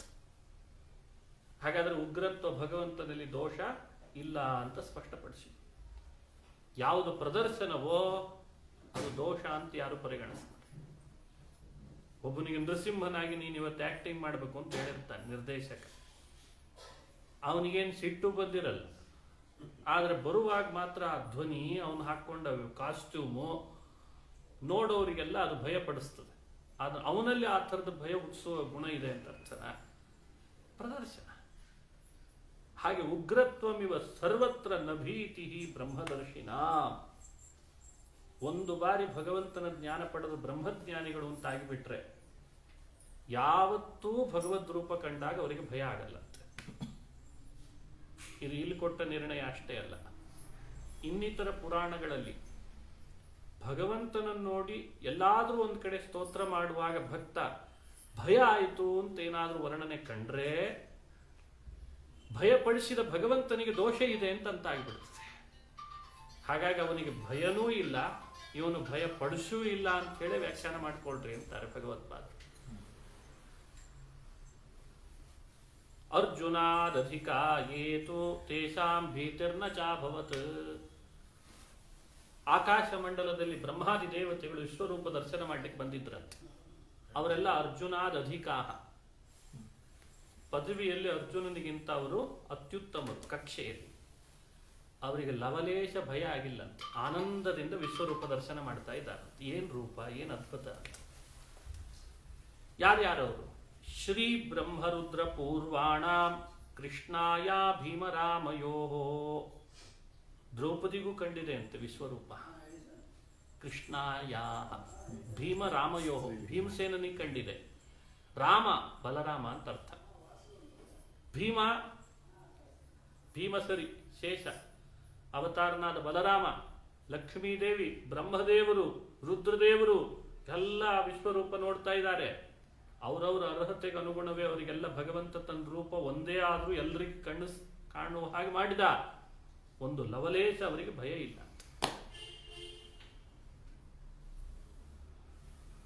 ಹೀಗೆ ಯಾಕೆ ವ್ಯಾಖ್ಯಾನ ಮಾಡಬೇಕು? ಶ್ರುತಿ ಹೀಗೆ ಹೇಳ್ತಾ ಇದೆ, ಆದ್ರಿಂದ ಇದನ್ನ ನಾವು ವ್ಯಾಖ್ಯಾನ ಮಾಡಿದ್ದು ಅಂತಾರೆ ಭಗವತ್ಪಾದ.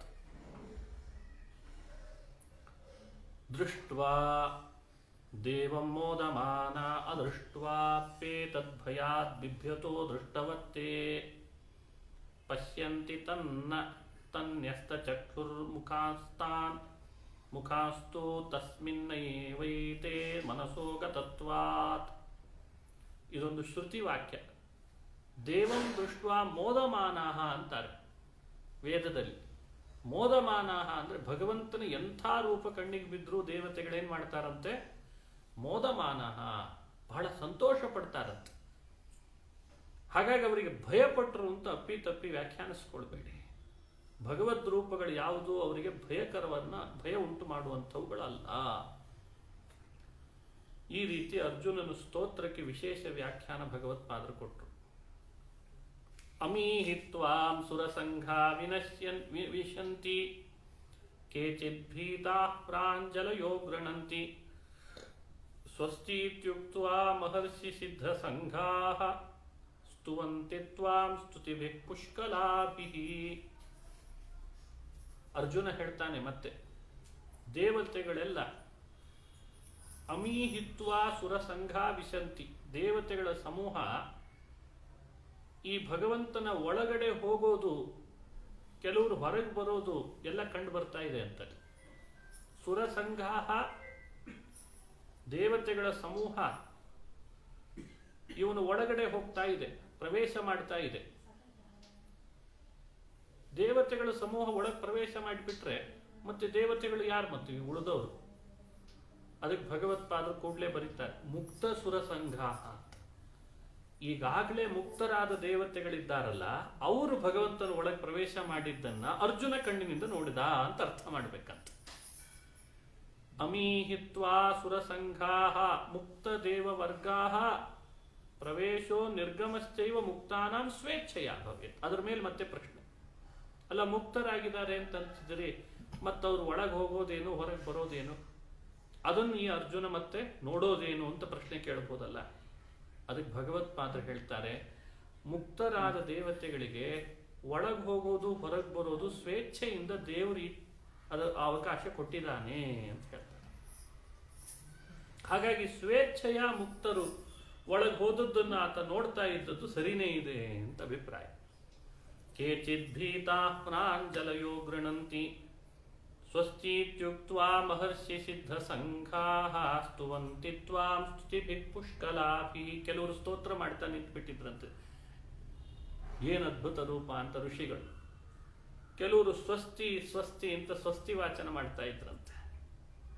ಮಹರ್ಷಿ ಸಿದ್ಧ ಸಂಗಾಹ ಸ್ತುವಂತಿ ತ್ವಾಂ ಪುಷ್ಕಲಾಭಿ, ಬಹಳ ಸ್ತೋತ್ರ ಮಾಡಿದ್ದಾರೆ. ಅದನ್ನು ಅರ್ಜುನ ನೋಡ್ತಾ ಇದ್ದಾನೆ. ಸ್ತೋತ್ರ ಮಾಡೋರನ್ನು ನೋಡ್ತಿದ್ದಾನೆ, ಒಳಗೆ ಹೋಗೋದನ್ನು ನೋಡ್ತಿದ್ದಾನೆ, ಕೆಲವರು ಹೊರಗೆ ಬರೋದನ್ನು ನೋಡ್ತಿದ್ದಾನೆ, ಅದನ್ನೆಲ್ಲ ಬಾಯಲ್ಲಿ ಹೇಳ್ತಿದ್ದಾನೆ. ರುದ್ರಾದಿತ್ಯ ವಸವೋ ಯೇಚ ಸಾಧ್ಯ ವಿಶ್ವೇಶ್ವಿನೋ ಮರುತಶ್ಚೋಷ್ಮಪಾಶ್ಚ ಗಂಧರ್ವ ಯಕ್ಷಾಸುರಸಿದ್ಧ ಸಂಘ ವೀಕ್ಷಂತೆ ತ್ವಾಂ ವಿಸ್ಮಿತಾಶ್ಚೈವ ಸರ್ವೇ. ಎಲ್ಲರ ಪಟ್ಟಿ ಕೊಟ್ಟ. ಅರ್ಜುನನ ಕಣ್ಣಿಗೆ ಯಾರ್ಯಾರು ಬೀಳ್ತಿದ್ದಾರೆ ಅವರದ್ದು. ರುದ್ರ, ಆದಿತ್ಯ ಹಾಗೂ ವಸುಗಳು, ಸಾಧ್ಯರು, ವಿಶ್ವೇ ದೇವತೆಗಳು, ಅಶ್ವಿನಿಗಳು, ಮರುದೇವತೆಗಳು, ಹಾಗೆ ಸೋಮ ಊಷ್ಮಪಾಹ ಅಂತ ಬಂತು. ಬಹಳ ಜನರ ವ್ಯಾಖ್ಯಾನದಲ್ಲಿ ಬರೀಲಿಲ್ಲ ಈ ಶಬ್ದಕ್ಕೆ ಅರ್ಥ. ಭಗವತ್ಪಾದರು ಕೂಡಲೇ ಆ ಊಷ್ಮಪಾಹ ಲೋಕದಲ್ಲಿ ಪ್ರಸಿದ್ಧಿ ಇಲ್ಲ ಆ ಶಬ್ದ ಅಂತ ಶ್ರುತಿಯನ್ನು ಕೋಟ್ ಮಾಡಿ ಅವರ ಅರ್ಥ ಬರೆದ್ರು. ಊಷ್ಮ ಭಾಗಾಹಿ ಪಿತರಹ ಅಂತ ಒಂದು ವೇದವಾಕ್ಯ. ಪಿತೃದೇವತೆಗಳಿಗೆ ವೈದಿಕ ಭಾಷೆಯಲ್ಲಿ ಊಷ್ಮ ಅಂತ ಹೆಸರಂತೆ. ಹಾಗಾಗಿ ಅಲ್ಲಿ ಊಷ್ಮ ಪಾಹ ಶಬ್ದ ಪಿತೃದೇವತೆಗಳನ್ನ ಅಂತ ಇಟ್ಟುಕೊಳ್ಳಿ. ಅವಾಗ ಎಲ್ಲರದ್ದು ಸೇರಿದ ಹಾಗಾಯ್ತು. ರುದ್ರರು, ಆದಿತ್ಯರು, ವಸುಗಳು, ಸಿದ್ಧರು, ಸಾಧ್ಯರು, ವಿಶ್ವೇ ದೇವತೆಗಳು, ಅಶ್ವಿನಿಗಳು, ಮರುದೇವತೆಗಳು ಊಷ್ಮಪಾಹ ಅಂತಂದ್ರಿಂದ ಪಿತೃಗಳು ಗಂಧರ್ವ ಯಕ್ಷ ಸುರಸಿದ್ಧ ಸಂಘ ವಿಸ್ಮಿತಾಹ ತ್ವಾಂ ವೀಕ್ಷಂತೆ. ಇವರೆಲ್ಲರೂ ನಿನ್ನನ್ನು ಆಶ್ಚರ್ಯಚಕಿತರಾಗಿ ನೋಡ್ತಿದ್ದಾರೆ ಹೇ ವಿಶ್ವರೂಪ ಅಂತ ಸ್ತೋತ್ರ ಮಾಡಿದ. ರೂಪಂ ಮಹತ್ತೇ ಬಹುವಕ್ತ್ರ ನೇತ್ರಂ ಮಹಾಬಾಹೋ ಬಹುಬಾಹೋರು ಪಾದಂ ಬಹೂದರಂ ಬಹುದಂಷ್ಟ್ರಾಕರಾಲಂ ದೃಷ್ಟ್ವಾ ಲೋಕಾಃ ಪ್ರವ್ಯಥಿತಾಸ್ತಥಾಹಂ. ಇವೆಲ್ಲ ಶ್ಲೋಕಗಳಲ್ಲಿ ಹಿಂದೆ ಬಂದಂತೆ ಉಗ್ರ ಅನ್ನೋ ಶಬ್ದ ಇದೆ. ಆಮೇಲೆ ಮುಂದೆ ಹೇಳುವಾಗ ಭೀತಾಹ ಅಂತ ಶಬ್ದ ಇದೆ. ಇಲ್ಲಿ ಹೇಳುವಾಗ ಬಹುದರಂ ಬಹುದಂಷ್ಟ್ರಾ ಕರಾಲಂ ಬಹುವಕ್ತ್ರ ನೇತ್ರಂ ಮತ್ತೆ ಪುನಃ ಪ್ರವ್ಯಥಿತಾಹ ಅಂತ ಮತ್ತೆ ವ್ಯಥಿತ ಅನ್ನೋ ಶಬ್ದ ಇದೆ. ವ್ಯಥಿತ ಅಂದ್ರೆ ಬಹಳ ಕಳವಳಗೊಂಡ್ರು ಅಂತ ನಿನ್ನ ನೋಡಿ. ಇಷ್ಟು ರೂಪ, ಇಷ್ಟು ಕಣ್ಣು, ಇಷ್ಟೊಂದು ಪಾದಗಳು, ಇಷ್ಟೊಂದು ಕೈ. ಅಲ್ಲಿ ಯಾವುದೋ ಒಂದು ಹುಟ್ಟಿತ್ತಂತೆ ಮೊನ್ನೆ ಪ್ರಾಣಿ, ಅದಕ್ಕೆ ಎಲ್ಲೋ ಕಣ್ಣು ಎಲ್ಲೋ ಒಂದು 2-3 ಕಾಲು ಇದ್ದದಕ್ಕೆ ಫೋಟೋ ತೆಗೆದ್ರೇನೋ ಮೊಬೈಲ್ನಲ್ಲಿ ಹಾಕಿದ್ರೆ ಇದು ವಿಚಿತ್ರ ಸೃಷ್ಟಿ ಅಂತ. ವಿಶ್ವರೂಪದಲ್ಲಿ ನೋಡ್ರಿ ಎಂತೆಂಥ ಬಹುದರಂ ಬಹುದಂಷ್ಟ್ರಾ ಕರಾಲಂ. ಕರಾಲಂ ಅಂತ ಶಬ್ದ. ಇವನ್ನೆಲ್ಲ ಹಿಂದೆ ಹೇಳಿದ ಹಾಗೆ ಅರ್ಥ ಮಾಡ್ಕೊಳ್ಬೇಕು. ಭಯ ಯಾರಿಗೆ ಪಡಿಸಿದ್ದಾನೆ ಅವನಲ್ಲಿ ಭಯ ಇದೇನೋ ಇಲ್ವೋ ಎಲ್ಲ ನೋಡಿ ಅರ್ಥ ಮಾಡ್ಕೊಳ್ರಿ ಅಂತ ವ್ಯಾಖ್ಯಾನ ಮಾಡಿದ್ದಾರೆ. ನಭಸ್ಪೃಶಂ ದೀಪ್ತಮನೇಕ ವರ್ಣಂ ವ್ಯಾತ್ತಾನನಂ ದೀಪ್ತ ವಿಶಾಲ ನೇತ್ರಂ. ಆಕಾಶ ಎಲ್ಲಿದೆ? ಆಕಾಶ ಆ ನಭಸ್ಪೃಶಂ ಮುಗಿಲೆತ್ರ ಇದೆ ಅಂತೆ ಭಗವತ್ ವಿಶ್ವರೂಪ. ಅನೇಕ ವರ್ಣದ್ದಾಗಿದೆ. ಬಾಯ ಅಗಲ ಮಾಡಿದಾನೆ, ಕಣ್ಣಗಲ ತೆಗೆದಿದ್ದಾನೆ. ಧೃತಿಂ ನವಿಂದಾಮಿ ಶಮಂಚ ವಿಷ್ಣು.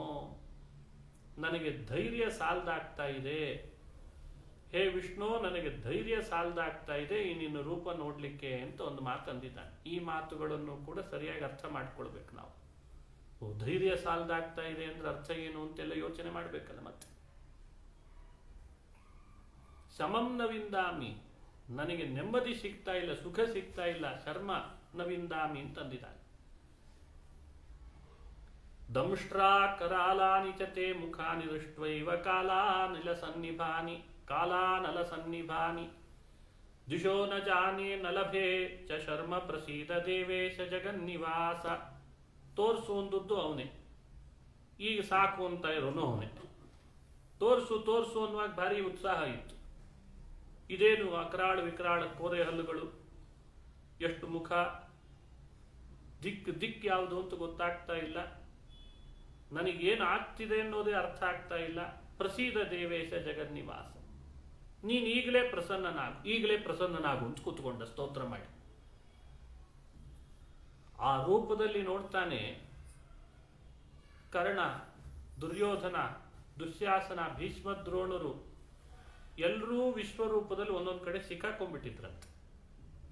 ಕೋರೆ ಹಲ್ಲಿನಲ್ಲಿ ಕೆಲವರು ಸಿಕ್ಕಾಕೊಂಡಿದ್ದಾರೆ, ಕೆಲವರನ್ನ ಕೈಯಿಂದ ವಶಕ್ಕೆ ಬಿಟ್ಟಿದ್ದಾರೆ, ಸತ್ತೋಗ್ಬಿಟ್ಟಿದೆ, ಎಲ್ಲ ಸತ್ತೋಗ್ಬಿಟ್ಟಿದ್ದಾರೆ. ಅಲ್ಲಿ ಹೇಳ್ತಾನೆ, ಅಮೀಚತ್ವಾ ಧೃತರಾಷ್ಟ್ರಸ್ಯ ಪುತ್ರಾಃ ಸರ್ವೇ ಸಹೈವಾವನಿಪಾಲ ಸಂಘೈಃ ಭೀಷ್ಮೋ ದ್ರೋಣಸೂತಪುತ್ರಸ್ತಥಾಸೌ ಸಹ ಸ್ಮದೀಯೈರಪಿ ಯೋಧ ಮುಖ್ಯೈಃ.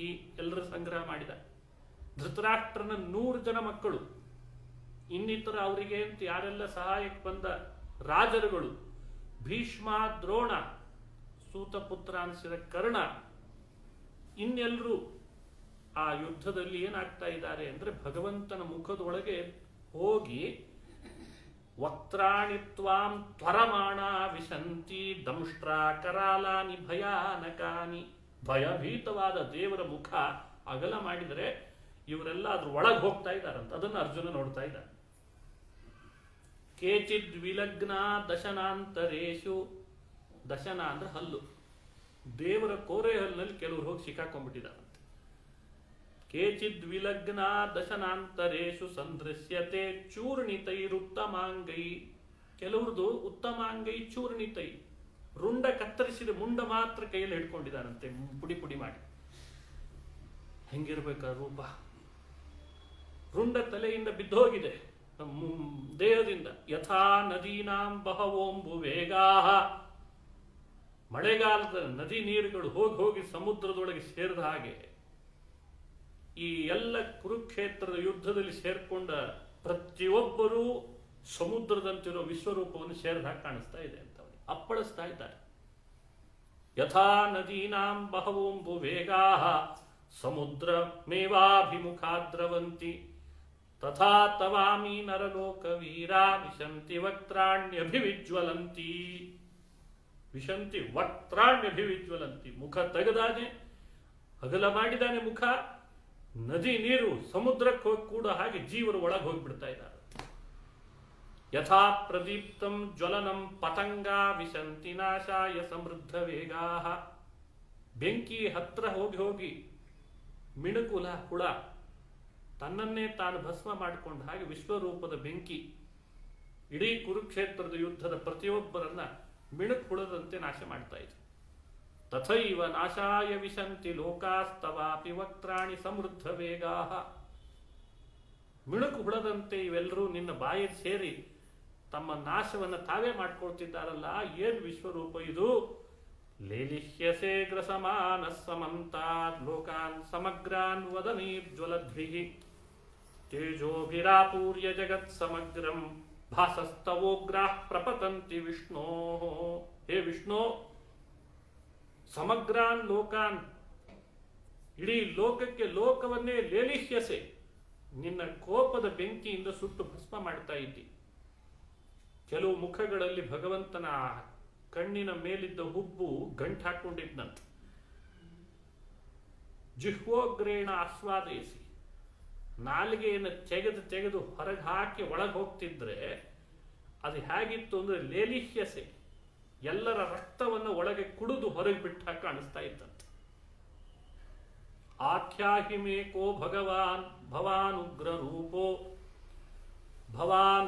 ರೂಪೋ ನಮೋಸ್ತು ತೇ ದೇವವರ ಪ್ರಸೀದ ವಿಜ್ಞಾತುಮಿಚ್ಛಾಮಿ ಭವಂತಮಾದ್ಯಂ ನ ಹಿ ಪ್ರಜಾನಾಮಿ ತವ ಪ್ರವೃತ್ತಿಂ. ಹೇ ವಿಷ್ಣು, ನೀನು ಉಗ್ರ ರೂಪ,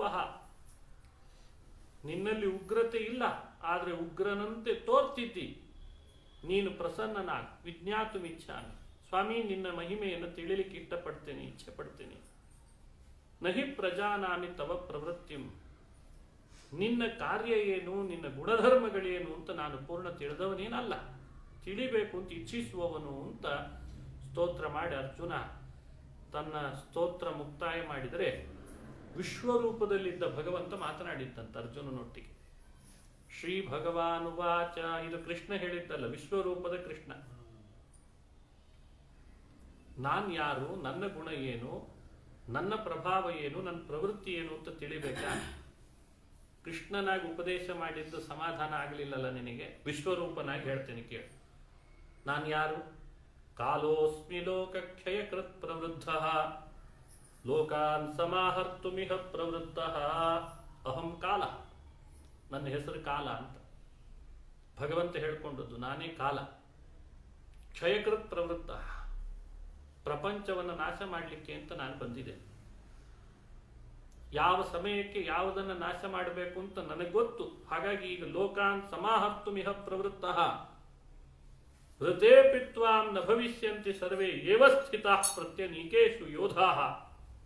ನಿನ್ನೊಬ್ಬನ್ನು ಬಿಟ್ಟು ಇನ್ಯಾರನ್ನೂ ಉಳಿಸಲ್ಲ, ಎಲ್ಲರನ್ನು ಮುಗಿಸ್ತೇನೆ. ತಸ್ಮಾತ್ ತ್ವಮುತ್ತಿಷ್ಠ ಯಶೋ ಲಭಸ್ವ ಜಿತ್ವಾ ಶತ್ರುನ್ ಭುಂಕ್ಷ್ವ ರಾಜ್ಯಂ ಸಮೃದ್ಧಂ. ಎದ್ದೇಳು, ಯಶಸ್ಸನ್ನು ಪಡಿ, ಶತ್ರುಗಳನ್ನ ಈಗಲೇ ಅವರನ್ನೆಲ್ಲ ನೀನು ಸೋಲಿಸು, ಸಮೃದ್ಧವಾದ ರಾಜ್ಯವನ್ನು ಉಪಭೋಗಿಸು.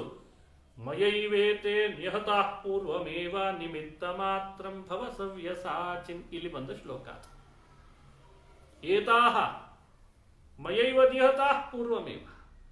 ಏತೆ ಏತೆ ಏತೆ ಮಯೈವ ನಿಹತಾ ಪೂರ್ವಮೇವ. ಇನ್ನೂ ಯುದ್ಧ ನಡೆದಿಲ್ಲ, ಹಾಗಾಗಿ ಮೊದಲೇ ನೋಡಿದೆಲ್ಲ ವಿಶ್ವರೂಪದಲ್ಲಿ ಎಲ್ಲರನ್ನು ಮುಗಿಸಿಬಿಟ್ಟಿದೆ. ಇನ್ನೇನಿಲ್ಲ ಇಲ್ಲಿ. ನಿಮಿತ್ತ ಮಾತ್ರಂ ಭವ ಸವ್ಯಸಾಚಿನ್. ಇದು ವಿಶ್ವರೂಪದ ಕೃಷ್ಣ ಹೇಳುವ ಮಾತು. ನೀನು ಹಾಗಾದ್ರೆ ಏನು ಮಾಡಬೇಕು? ಮಾಡಿದ್ದೆಲ್ಲ ನಾನೇ ಆದರೂ ನೀನು ನಿಮಿತ್ತ ಮಾತ್ರ ನಾಗು ಅಂತ ಅರ್ಜುನನಿಗೆ ಕರೆ ಕೊಡ್ತಾ ಇದ್ದಾನೆ. ದ್ರೋಣಂಚ ಭೀಷ್ಮಂಚ ಜಯದ್ರಥಂಚ ಕರ್ಣಂ ತಥಾನ್ಯಾನಪಿ ಯೋಧ ವೀರ ಮಯಾ ಹತಾಂಸ್ತ್ವಂ ಜಹಿ ಮಾ ವ್ಯಥಿಷ್ಠ ಯುದ್ಧಸ್ವಜೇತಾಸಿ ರಣೇ ಸಪತ್ನಾನ್. ದ್ರೋಣ, ಭೀಷ್ಮ, ಜಯದ್ರಥ, ಕರ್ಣ, ಇನ್ನಿತರ ಬೇರೆ ಯೋಧರು ಎಲ್ಲರನ್ನ ನಾನೇ ಕೊಂದಿರೋದು ಅಂತ. ಮಯಾ ಹತಾನ್, ನಾನೇ ಕೊಂದಿದ್ದೇನೆ. ಕೊಂದಾಗಿದೆ, ಮತ್ತು ನಾನೇನು ಮಾಡಲಿ? ಆದರೂ ನಿನಗೆ ಹೆಸರು ಕೊಡಬೇಕು ಅಂತಿದ್ದೀನಿ, ಯಶಸ್ಸು ಕೊಡಬೇಕು ಅಂತಿದ್ದೇನೆ. ಅದಕ್ಕೆ ನೀನು ವ್ಯಥೆ ಪಡಬೇಡ. ಈಗಲೇ ಯುದ್ಧ ಮಾಡಿ ಎಲ್ಲರನ್ನ ಗೆದ್ದು ಬಿಡು ಅಂತ ಗಂಭೀರವಾದ ಧ್ವನಿಯಲ್ಲಿ ವಿಶ್ವರೂಪನಾದ ಶ್ರೀಹರಿ ಅರ್ಜುನನಿಗೆ ಹೇಳಿದ. ಸಂಜಯ ವಾಚ. ಇದು ಸಂಜಯನು ನೋಡ್ತಾ ಇದ್ದ, ಕೇಳ್ತಾ ಇದ್ದ ಈ ಮಾತನ್ನ. ವಿಶ್ವರೂಪ ಏನಿದೆ, ವಿಶ್ವರೂಪದಲ್ಲಿ ಏನು ತೋರಿಸ್ತಾನೆ, ಮಾತನಾಡ್ತಾನೆ, ಅರ್ಜುನ ಏನು ಸ್ತೋತ್ರ ಮಾಡ್ತಾನೆ, ಅದನ್ನು ಸಂಜಯ ಧೃತರಾಷ್ಟ್ರನಿಗೆ ಹೇಳ್ತಾ ಇದ್ದಾನೆ. ಏತತ್ ಶ್ರುತ್ವಾ ವಚನಂ ಕೇಶವಸ್ಯ ಕೃತಾಂಜಲಿರ್ವೇಪಮಾನ ಕಿರೀಟಿ. ಗದಗದ ನಡುಗ್ತಿದ್ದ ಕಿರೀಟಿ ಅರ್ಜುನ ಈ ಮಾತನ್ನು ಕೇಳ್ದ. ನಮಸ್ಕೃತ್ವಾ ಭೂಯ ಏವಾಹ ಕೃಷ್ಣಂ ಸಗದ್ಗದಂ ಭೀತ ಭೀತ ಪ್ರಣಮ್ಯ. ನಮಸ್ಕಾರ ಮಾಡಿ ಗದ್ಗದ ಕಂಠನಾಗಿ ಕೃಷ್ಣನಿಗೆ ಈ ಮಾತನ್ನು ಹೇಳ್ತಾನಂತೆ. ಅರ್ಜುನ ಉವಾಚ ಸ್ಥಾನೇ ಹೃಷಿಕೇಶ ತವ ಪ್ರಕೀರ್ತ್ಯ ಜಗತ್ಪ್ರಹಸ್ಯತ್ಯನುರಜ್ಯತೆ ಚ ರಕ್ಷಾಂಸಿ ಭೀತಾನಿ ದ್ರವೋ ದಿಶೋ ದ್ರವಂತಿ ಸರ್ವೇ ನಮಸ್ಯಂತಿ ಚ ಸಿದ್ಧ ಸಂಘಾಃ. ಸ್ಥಾನೇ, ಸ್ಥಾನೇ ಅಂತ ಒಂದು ಶಬ್ದ, ಸಂಸ್ಕೃತದಲ್ಲಿ ವಿಶೇಷವಾದ ಶಬ್ದ. ಇದು ಅತ್ಯಂತ ಯುಕ್ತ ಅಂತ ಹೇಳುವ ಅರ್ಥದಲ್ಲಿ ಸಂಸ್ಕೃತದಲ್ಲಿ ಸ್ಥಾನೇ ಅಂತ ಬಳಸ್ತಾರೆ. ಮೇಲ್ನೋಟಕ್ಕೆ ಗೊತ್ತಾಗಲ್ಲ. ಸ್ಥಾನೇ ಅಂದ್ರೆ ಸ್ಥಾನ, ಸ್ಥಳ ಅಂತ ತಿಳ್ಕೊಂಡು ಬಿಡ್ತಾರೆ. ಸ್ಥಾನೇ, ಇದು ಅತ್ಯಂತ ಯುಕ್ತ ಕೃಷ್ಣ ಅಂತಂದ. ಹೇ ಋಷಿಕೇಶ, ಹೇ ಕೃಷ್ಣ ಪರಮಾತ್ಮ ಸರ್ವೇಂದ್ರಿಯ ಪ್ರೇರೇಪಕನಾದ ಶ್ರೀಹರಿ, ತವ ಪ್ರಕೀರ್ತಿಯ ಜಗತ್ ಪ್ರಋಷ್ಯಂತಿ ಅನುರಜ್ಯತೆ ಚ. ನೀನಾಡುವ ಈ ಮಾತುಗಳು, ಪ್ರಕೀರ್ತಿ, ನಿನ್ನ ಬಾಯಲ್ಲಿ ಬಂದ ಮಾತು, ಇದನ್ನು ಕೇಳಿದರೆ ಪ್ರಪಂಚ ಬಹಳ ಸಂತೋಷ ಪಡುತ್ತದೆ, ನಿನ್ನಲ್ಲಿ ಅನುರಾಗ ವ್ಯಕ್ತಪಡಿಸ್ತದೆ. ರಕ್ಷಾಂಸಿ ಭೀತಾನಿ ದ್ವಿಷೋದ್ರವಂತಿ. ನಿನ್ನ ಮಾತು ಕೇಳಿದರೆ ರಾಕ್ಷಸರು ದಿಕ್ಕಾಪಾಲಾಗಿ ಓಡಿ ಹೋಗ್ತಾರೆ. ಸಿದ್ಧ ಸಂಘ ಸರ್ವೇ ನಮಸ್ಯಂತಿ. ಸಿದ್ಧ ಸಾಧ್ಯರೆಲ್ಲರೂ ನಿನಗೆ ನಮಸ್ಕರಿಸ್ತಾರೆ. ಹಾಗಾಗಿ ನಿನ್ನೀ ರೂಪ, ತಿನ್ನಿ ಅದ್ಭುತವಾದಂತಹ ಈ ಮಾತು, ಗುಣ, ಕರ್ಮ ಎಲ್ಲ ಯುಕ್ತ, ನಿನಗೆ ಯುಕ್ತ. ಕಸ್ಮಾಚ್ಚತೆ ನನಮೇರನ್ ಮಹಾತ್ಮನ್ ಗರೀಯಸೆ ಬ್ರಹ್ಮಣೋಪ್ಯಾದಿಕರ್ತ್ರೆ ಅನಂತ ದೇವೇಶ ಜಗನ್ನಿವಾಸ ತ್ವಮಕ್ಷರಂ ಸದಸತ್ತತ್ಪರಂ ಯತ್. ಹೇ ದೇವೇಶ, ಜಗನ್ನಾಥ, ಜಗನ್ನಿವಾಸ, ಕಸ್ಮಾಚ್ಚತೆ ನಮೇರನ್ ಮಹಾತ್ಮನ್ ಗರೀಯಸೆ ಬ್ರಹ್ಮಣೋಪ್ಯಾದಿಕರ್ತ್ರೆ. ನಿನಗಲ್ಲದೆ ಯಾರಿಗೆ ನಮಸ್ಕಾರ ಮಾಡಬೇಕು? ನಿನಗೆ ನಮಸ್ಕಾರ ಮಾಡಬೇಕು. ನಮಸ್ಕಾರ ಮಾಡೇ ಮಾಡ್ತಾರೆ, ನಿನಗೆ ತಲೆ ಬಾಗೇ ಬಾಗ್ತಾರೆ, ನಿನ್ನ ಮಾತು ಕೇಳೇ ಕೇಳ್ತಾರೆ ಅಂತಂತಾನೆ. ನಿಂದಲ್ದೆ ಇನ್ಯಾರ ಮಾತು ಕೇಳಬೇಕು? ನಮೇಯು ನಮೇಯು ರೇವ, ನಮಸ್ಕಾರ ಮಾಡೇ ಮಾಡ್ತಾರೆ. ಕಸ್ಮಾನ್ ನಮೇಯು, ಯಾಕಂದ್ರೆ ಅನಂತ ಅಪರಿಚ್ಛಿನ್ನನಾದ ಎಲ್ಲರನ್ನು ಒಳಗಿದ್ದು ಹೊರಗಿದ್ದು ಪ್ರೇರಣೆ ಮಾಡುವ ನಿನಗಲ್ಲದೆ ತಲೆ ಬಾಗಬೇಕು ಅಂದ್ರೆ ಇನ್ಯಾರಿಗೆ ಬಾಗಬೇಕು? ವಿಶ್ವರೂಪ ನೋಡಿಯೂ ದೇವರಿಗೆ ತಲೆ ಬಾಗದಿದ್ರೆ ಹಣೆ ಬಾರಿ. ನಿನಗೆ ಮಾಡಬೇಕಾದದ್ದು ಯುಕ್ತ. ತ್ವಮಾದಿದೇವ ಪುರುಷ ಪುರಾಣ ತ್ವಮಸ್ಯ ವಿಶ್ವಸ್ಯ ಪರಂ ನಿಧಾನಂ ವೇತ್ತಾಸಿ ವೇದ್ಯಂಚ ಪರಂಚ ಧಾಮ ತ್ವಯಾ ತತಂ ವಿಶ್ವಮನಂತರೂಪ. ಅರ್ಜುನನ ಸ್ತೋತ್ರ ಮುಂದುವರಿತು. ನೀನು ಆದಿದೇವ, ಪುರಾಣ ಪುರುಷ ನೀನು. ಪ್ರಪಂಚ ನಿನ್ನನ್ನು ಆಶ್ರಯಿಸಿದೆ, ಎಲ್ಲವನ್ನೂ ನೀನು ತಿಳಿದಿದ್ದಿ. ವೇತ್ತಾಸಿ ವೇದ್ಯಂಚ ಪರಂಚ ಧಾಮ ತ್ವಯಾ ತತಂ ವಿಶ್ವರೂಪಂ ವಿಶ್ವಮನಂತರೂಪ. ಎಲ್ಲವನ್ನು ವ್ಯಾಪಿಸಿರುವ ನಿನ್ನನ್ನು ಎಲ್ಲರೂ ನಮಸ್ಕರಿಸಲೇಬೇಕು. ನಮಸ್ಕರಿಸೋದು ಯುಕ್ತವೂ ಆಗಿದೆ, ನೀನು ಹೀಗಿರೋದು ಅತ್ಯಂತ ಯುಕ್ತವೂ ಆಗಿದೆ ಅಂತಂತ ಉಪನಿಷತ್ತುಗಳೆಲ್ಲ ನೆನಪಾಯ್ತು ಅರ್ಜುನನಿಗೆ ಭಗವದ್ ರೂಪ ನೋಡಿದ್ದಕ್ಕೆ. ವಾಯುರ್ಯಮೋಗ್ನಿರ್ವರುಣ ಶಶಾಂಕ ಪ್ರಜಾಪತಿಸ್ತ್ವಂ ಪ್ರಪಿತಾಮಹಶ್ಚ ನಮೋ ನಮಸ್ತೇಸ್ತು ಸಹಸ್ರಕೃತ್ವಃ ಪುನಶ್ಚ ಭೂಯೋಪಿ ನಮೋ ನಮಸ್ತೆ. ನೀನೇ ವಾಯು, ನೀನೇ ಯಮ, ನೀನೇ ಅಗ್ನಿ, ನೀನೇ ಶಶಾಂಕ, ನೀನೇ ವರುಣ, ನೀನೇ ಪ್ರಜಾಪತಿ, ನೀನೇ ಪ್ರಪಿತಾಮಹ. ಸಾವಿರ ಸಾವಿರ ಬಾರಿ ನಿನಗೆ ನಮಸ್ಕಾರ, ಮತ್ತೆ ಮತ್ತೆ ನಮಸ್ಕಾರ, ಇದು ಬಿಟ್ಟು ಬೇರೆ ಏನು ಮಾಡ್ಲಾರೆ ಅಂತ ಅರ್ಜುನ. ನಮಃ ಪುರಸ್ತಾದಥ ಪೃಷ್ಠತಶ್ಚ ನಮೋಸ್ತು ತೇ ಸರ್ವತ ಏವ ಸರ್ವ ಅನಂತ ವೀರ್ಯಾಮಿತ ವಿಕ್ರಮಸ್ತ್ವಂ ಸರ್ವಂ ಸಪಾಪ್ನೋಷಿ ತತೋಸಿ ಸರ್ವಂ. ಮುಂದೆ ನಮಸ್ಕಾರ, ಹಿಂದೂ ನಮಸ್ಕಾರ, ಎಲ್ಲೆಡೆಯಿಂದಲೂ ನಿನಗೆ ನಮಸ್ಕಾರ. ಅನಂತ ಪರಾಕ್ರಮಿಯಾದ ನಿನ್ನನ್ನ ನಮಸ್ಕರಿಸ್ತೇನೆ. ಸರ್ವಂ ಸಮಾಪ್ನೋಷಿ ತಥೋ ಅಸಿ ಸರ್ವ, ನಿನಗೆ ಸರ್ವ ಅಂತ ಹೆಸರು. ಸರ್ವ ಶರ್ವ ಶಿವ ಸ್ಥಾಣು ಭೂತಾದಿ ನಿಧಿರವ್ಯಯ ಅಂತ ವಿಷ್ಣು ಸಹಸ್ರನಾಮದಲ್ಲಿ ಬಂದಿದೆ. ಸರ್ವ ಶರ್ವ ಶಿವ ಸ್ಥಾಣು ಭೂತಾಧಿರ್ನಿಧಿರವ್ಯಯ ಸಂಭವೋ ಭಾವನೋ ಭರ್ತ ಪ್ರಭವ ಪ್ರಭುರೀಶ್ವರ. ಅಲ್ಲಿ ಸರ್ವ ಅಂತ ನಾಮ ವಿಷ್ಣುವಿಗೆ. ಗೀತೆಯಲ್ಲಿ ಆ ಸರ್ವನಾಮವನ್ನು ಅರ್ಜುನ ವ್ಯಾಖ್ಯಾನಿಸಿಬಿಟ್ಟ. ಸರ್ವಂ ಸಮಾಪ್ನೋಷಿ ತತಃ ಸರ್ವ, ಎಲ್ಲವನ್ನು ಸಮಾಪನಗೊಳಿಸುವವನು ನೀನೇ. ಆದ್ದರಿಂದ ನಿನ್ನನ್ನು ನಾನು ಸರ್ವ ಅನ್ನೋ ನಾಮದಿಂದ ಸ್ತೋತ್ರ ಮಾಡ್ತಿದ್ದೇನೆ ಅಂತ ಸರ್ವನಾಮ ಬಂತು. ಕ್ಷಮೆ ಕೇಳ್ತಾನೆ. ವಿಶ್ವರೂಪ ನೋಡಿದ ಮೇಲೆ ಅರ್ಜುನ ಕ್ಷಮೆ ಕೇಳ್ತಾನೆ. ಈಗ ಯಾಕೆ ಕ್ಷಮೆ? ತಪ್ಪೇನ್ ಮಾಡಿದ್ದಾನೆ ಅಂತ ಕ್ಷಮೆ. ಇಲ್ಲ, ನಾನು ತಪ್ಪು ಮಾಡಿದ್ದೇನೆ ಅಂತ. ಏನ್ ತಪ್ಪು ಮಾಡಿದೆ? ಸಖೇತಿ ಮತ್ವಾ ಪ್ರಸಭಂ ಯದುಕ್ತಂ ಹೇ ಕೃಷ್ಣ ಹೇ ಯಾದವ ಹೇ ಸಖೇತಿ. ನಿನ್ನನ್ನೊಬ್ಬ ಸ್ನೇಹಿತ ಅಂತ ಭಾವಿಸಿ, ಕೃಷ್ಣ ಬಾರೋ ಇಲ್ಲಿ, ಹೇ ಯಾದವ ಬಾರೋ ಇಲ್ಲಿ, ಹೇ ಸಖ ಬಾರೋ ಇಲ್ಲಿ ಅಂತ ಕೂಗಿದ್ನೆಲ್ಲ ಅದನ್ನ ಈಗಲಾದರೂ ಕ್ಷಮೆ ಮಾಡು. ಅಜಾನತಾ ಮಹಿಮಾನಂ ತವೇದಂ ಮಯಾ ಪ್ರಮಾದಾತ್ ಪ್ರಣಯೇನ ವಾಪಿ. ಪ್ರಮಾದದಿಂದ ಈ ನಿನ್ನ ವಿಶ್ವರೂಪದ ಮಹಿಮೆಯನ್ನು ಸ್ಮರಣೆಗೆ ತಂದುಕೊಳ್ಳದೆ, ತಿಳಿದೆ, ಪ್ರಣಯೇನ ಪ್ರೀತಿಯಿಂದ ಕೃಷ್ಣ ಯಾದವ ಅಂತ ಏಕವಚನದಿಂದ ನಿನ್ನನ್ನು ನಾನೇನಾದರೂ ಸಂಬೋಧಿಸಿದ್ದಿದೆಯಲ್ಲ, ಅದನ್ನು ನೀನೇ ಕ್ಷಮಿಸಿ ನನ್ನನ್ನು ಅನುಗ್ರಹಿಸಬೇಕು ಅಂತ ಕೇಳ್ತಾನೆ. ಎಷ್ಟೋ ಬಾರಿ ಅಪಹಾಸ ಮಾಡಿದಾನಂತೆ ಕೃಷ್ಣನಿಗೆ ಅರ್ಜುನ. ಯಚ್ಚಾಪಹಾಸಾರ್ಥಂ ಅಸತ್ಕೃತೋಸಿ ವಿಹಾರಶಯ್ಯಾಸನ ಭೋಜನೇಶು. ಆಟ ಆಡುವಾಗ, ಮಲಗುವಾಗ, ಊಟ ಮಾಡುವಾಗ ನಿನ್ನನ್ನು ನಾನು ಅಸತ್ಕೃತ, ಹೇಗೆ ಸತ್ಕರಿಸಬೇಕು ಇತ್ತು, ಎಷ್ಟು ಗೌರವ ಕೊಡಬೇಕಿತ್ತು, ನಾನು ಅದರಲ್ಲಿ ಜಾರಿಬಿಟ್ಟೆ ಅಂತಂದ. ಯಚ್ಚಾಪ ಅಪಹಾಸಾರ್ಥಂ ಅಸತ್ಕೃತೋಸಿ ವಿಹಾರ ಶಯ್ಯಾಸನ ಭೋಜನೇಶು ಏಕೋಥವಾಪ್ಯಚ್ಯುತ ತತ್ಸಮಕ್ಷಂ ತತ್ಕ್ಷಾಮಯೇ ತ್ವಾಮಹಮಪ್ರಮೇಯಂ. ನಿನ್ನನ್ನು ನಾನು ಏನೋ ತಿಳ್ಕೊಂಡು ಮಾತನಾಡಿಬಿಟ್ನಲ್ಲ, ಹೇ ಅಪ್ರಮೇಯ, ಅಪ್ರಮೇಯಂ ಅಂತಾನೆ, ಯಾರೂ ತಿಳಿಲಿಕ್ಕೆ ಸಾಧ್ಯವಿಲ್ಲದ ವ್ಯಕ್ತಿತ್ವ ನಿಂದು. ಆದರೆ ನಾನು ಅಪರಾಧ ಮಾಡಿದ್ದೇನೆ, ಅದು ಪ್ರಮಾದದಿಂದ ಮಾಡಿದ್ದೇನೆ. ಭಕ್ತರು ಪ್ರಮಾದದಿಂದ ಮಾಡಿದ ಅಪರಾಧವನ್ನ ನೀನೇ ಕ್ಷಮಿಸ್ಬೇಕು, ನಿನ್ನನ್ನು ನಮಸ್ಕರಿಸಿ ಕೇಳ್ಕೊಳ್ತೇನೆ, ಕ್ಷಮಿಸ್ಬಿಡು ಅಂತ ಅಂತಿದ್ದಾನಂತೆ.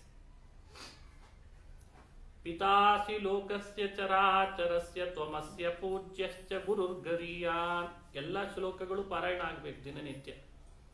ತ್ವತ್ಸಮೋಸ್ತ್ಯಭ್ಯಧಿಕೋ ಅಭ್ಯಧಿಕ ಕುತೋನ್ಯೋ ಲೋಕತ್ರಯೇಪ್ಯ ಪ್ರತಿಮ ಪ್ರಭಾವ. ನೀನೇ ಪಿತ, ನೀನೇ ಈ ಚರಾಚರ ಲೋಕದ ಪೂಜ್ಯ ಹಾಗೂ ಗುರು. ನಿನಗಿಂತ ಶ್ರೇಷ್ಠ ಗುರು ಮತ್ತೊಬ್ಬನಿಲ್ಲ. ನಿನಗೆ ಸಮರಿಲ್ಲ, ನಿನಗೆ ಅಧಿಕರಿಲ್ಲ. ಲೋಕದಲ್ಲಿ ನಿನಗೆ ಸಮರೇ ಇಲ್ಲ ಅಂದಾಗ ಇನ್ನು ಅಧಿಕರಿ ಎಲ್ಲಿದೆ ಬರೋದು? ಲೋಕತ್ರಯೇಪಿ ನ ತ್ವತ್ಸಮಃ ಕುತೋ ಅಧಿಕ. ಹೇ ಅಪ್ರತಿಮ ಪ್ರಭಾವ, ನಿನ್ನ ಪ್ರಭಾವ, ಆ ಪ್ರಭಾವಕ್ಕೆ ಸದೃಶ ಮತ್ತೊಂದು ಪ್ರಭಾವ ಯಾರ್ದೂ ಇಲ್ಲ.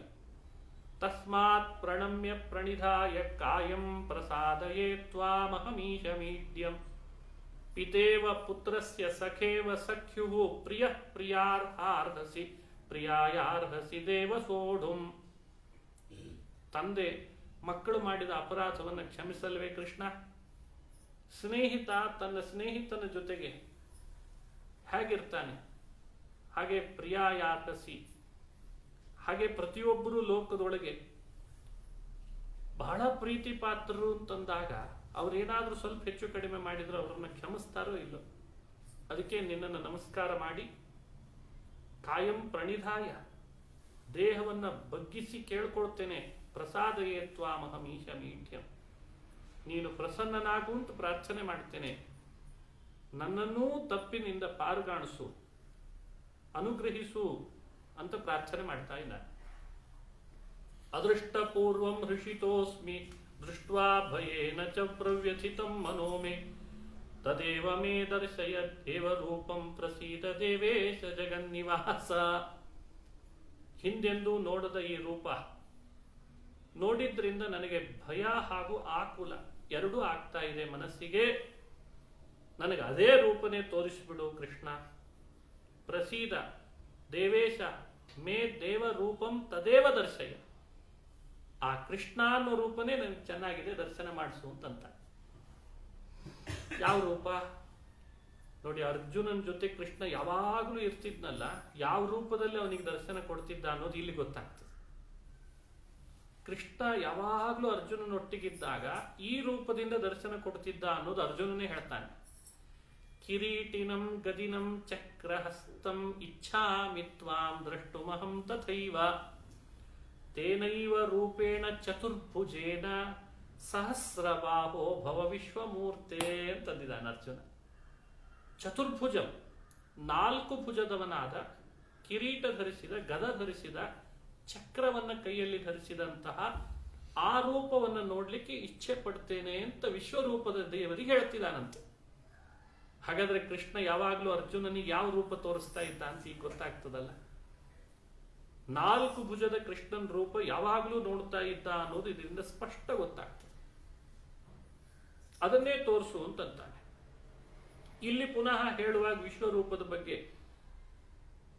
ನನಗೆ ಭಯ ಆಯಿತು, ಆಕುಲ ಆಯಿತು, ನನಗೆ ಇದನ್ನು ನೋಡ್ತಾ ನೋಡ್ತಾ ಅನ್ನೋ ಮಾತು ಬರ್ತದೆ. ಮತ್ತೆ ಭಗವಂತ ಈ ರೀತಿ ಪ್ರಾರ್ಥಿಸಿದ್ದಕ್ಕೆ ಹೇಳ್ದ, ಮಯಾ ಪ್ರಸನ್ನೇನ ತವಾರ್ಜುನೇದಂ ರೂಪಂ ಪರಂ ದರ್ಶಿತಮಾತ್ಮಯೋಗಾತ್ ತೇಜೋಮಯಂ ವಿಶ್ವಮನಂತಮಾದ್ಯಂ ಯನ್ಮೇ ತ್ವದನ್ನೇನ ನ ದೃಷ್ಟಪೂರ್ವಂ.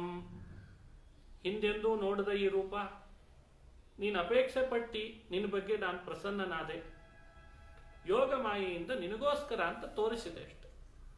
ನಿನಗೋಸ್ಕರ ಅಂತ ತೋರಿಸಿದ್ದೇನೆ, ನೀನು ಭಕ್ತನಾದ್ರಿಂದ. ತೇಜೋಮಯವಾದ ವಿಶ್ವರೂಪ, ಹಿಂದೆಂದೂ ನೋಡದೇ ಇದ್ದಂಥ ರೂಪ. ನದೃಷ್ಟಪೂರ್ವಂ ಅಂತಂದ, ಹಿಂದೆಂದೂ ನೋಡದ ರೂಪ. ಕೂಡಲೇ ಭಗವತ್ಪಾದರು ಹಿಂದೆ ಅರ್ಜುನ ಇಂದ್ರನಾದಾಗ್ಲೂ ಈ ರೂಪ ನೋಡೇ ಇಲ್ವಾ ಅಂತ ಪ್ರಶ್ನೆ ಹಾಕೊಂಡು ಉತ್ತರ ಕೊಡ್ತಾರೆ. ದೇವತೆಗಳಿಗೆ ಆ ಭಗವದ್ ರೂಪಗಳನ್ನು ದರ್ಶನ ಮಾಡುವ ಅರ್ಹತೆನೇ ಇಲ್ವಾ? ಹಾಗಾದ್ರೆ ಇವತ್ತೇ ತೋರಿಸಿದ್ನ ವಿಶ್ವರೂಪಂ ಪ್ರಥಮತೋ ಬ್ರಹ್ಮ ಪಶ್ಯತ್ ಚತುರ್ಮುಖ ನಿರ್ಣಯ. ಚತುರ್ಮುಖ ಬ್ರಹ್ಮದೇವರು ಮೊಟ್ಟ ಮೊದಲು ಭಗವಂತನ ವಿಶ್ವರೂಪವನ್ನು ಕಂಡ ಅಧಿಕಾರಿಗಳು. ತತ್ಶತಾಂಶೇನ ರುದ್ರಸ್ತು ತತ್ಶತಾಂಶೇನ ವಾಸವ.